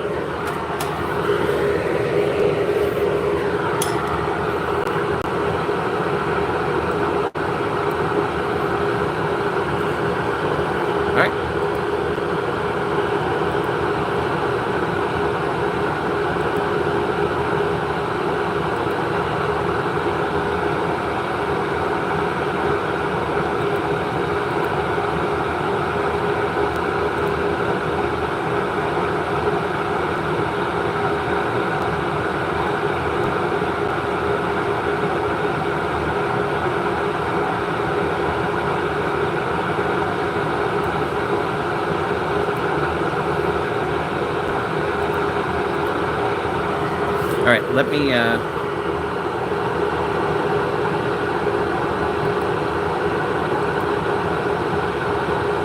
gonna have to grab my keyboard over here.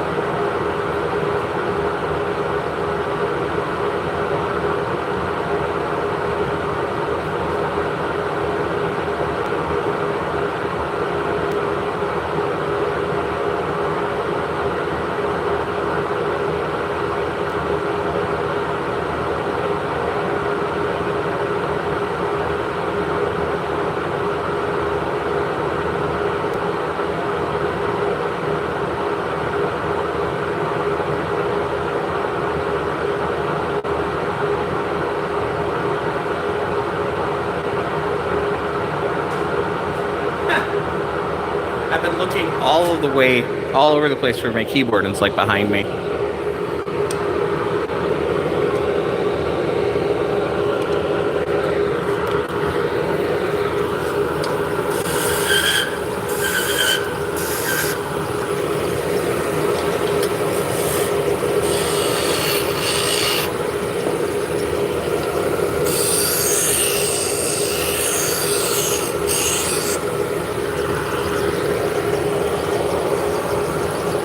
Not a problem.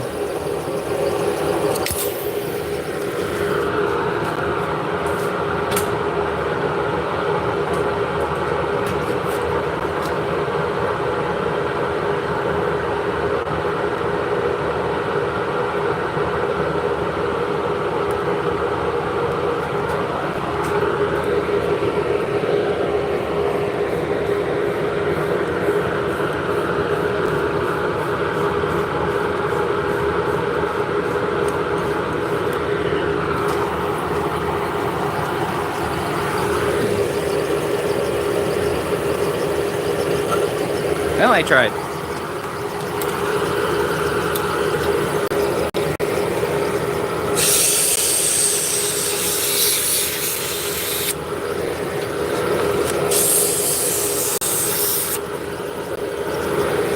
It did work on the computer.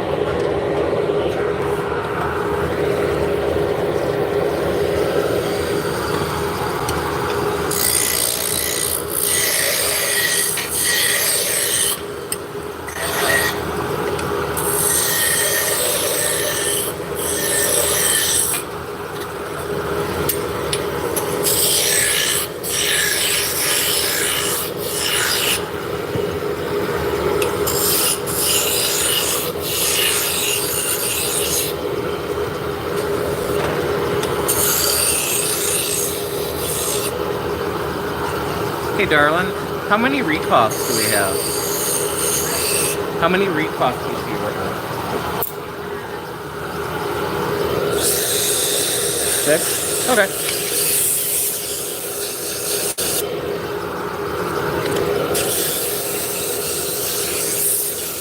Because I think I got plenty over there.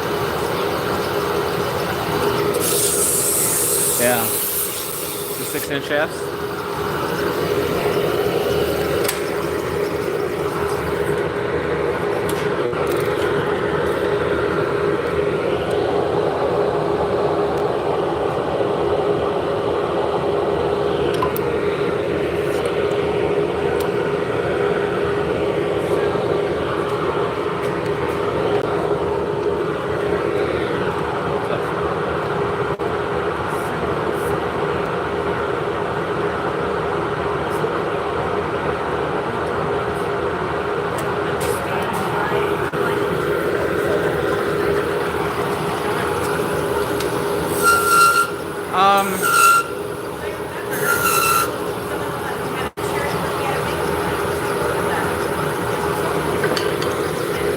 All right. Look in the show stuff. I mean, if I have to make one, I have to make one.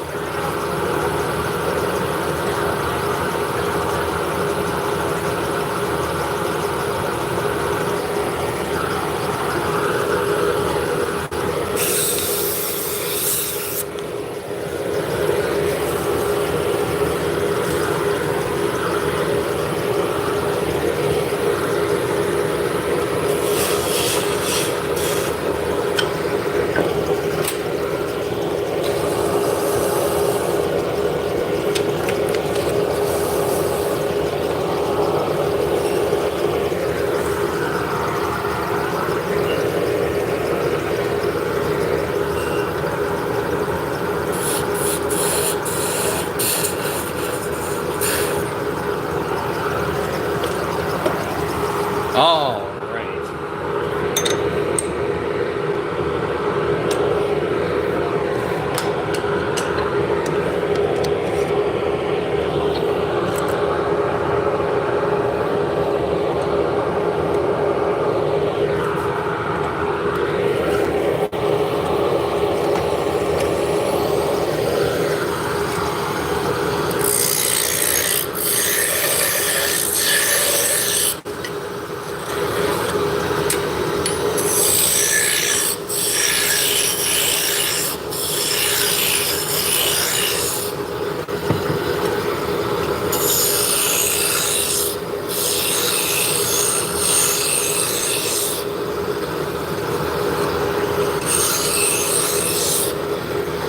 right. We're gonna finish this one up and then I'm gonna call it a stream. I'm gonna have to sit down. I've got some laser engraving I gotta do.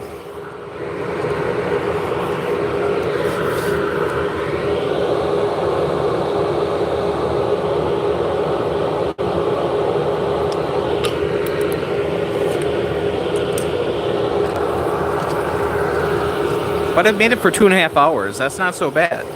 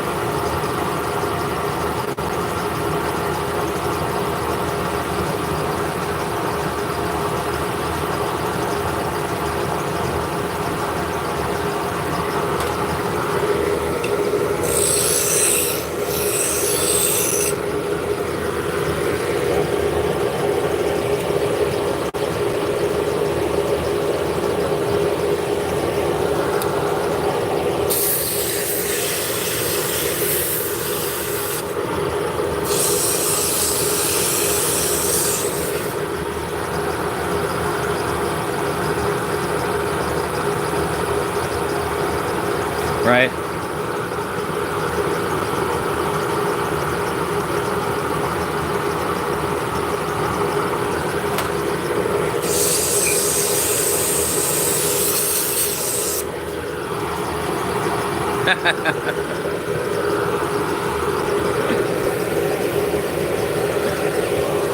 Yep, get to work. Nah, my legs are just tired.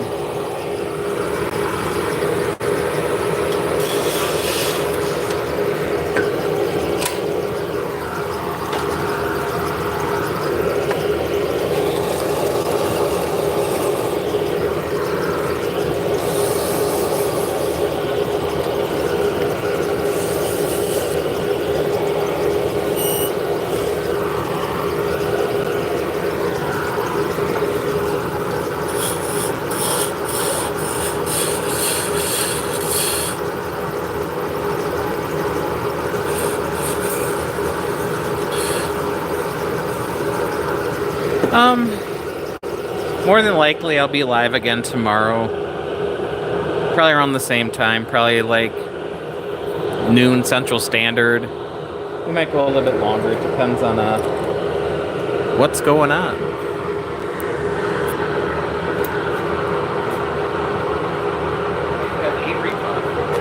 So let's kill the volume here. Can I get through here? Oh, I'm sorry. You're okay.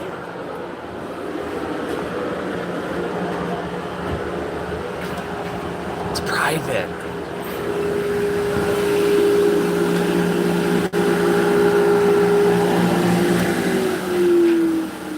There we go. This is pretty messy, but this is some of our wood storage.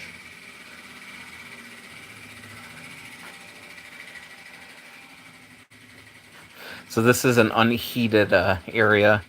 Then we have another room over there as well that's unheated. So right now it is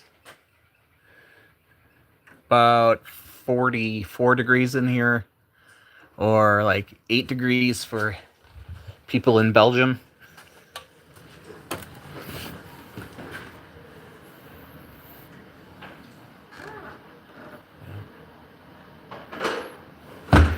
Oh, I get the majority of my wood from a local mill. It's about a half hour away. So these are the signs we're working on for the scroll saw video for this week. So that's gonna go there. And it says, hello spring.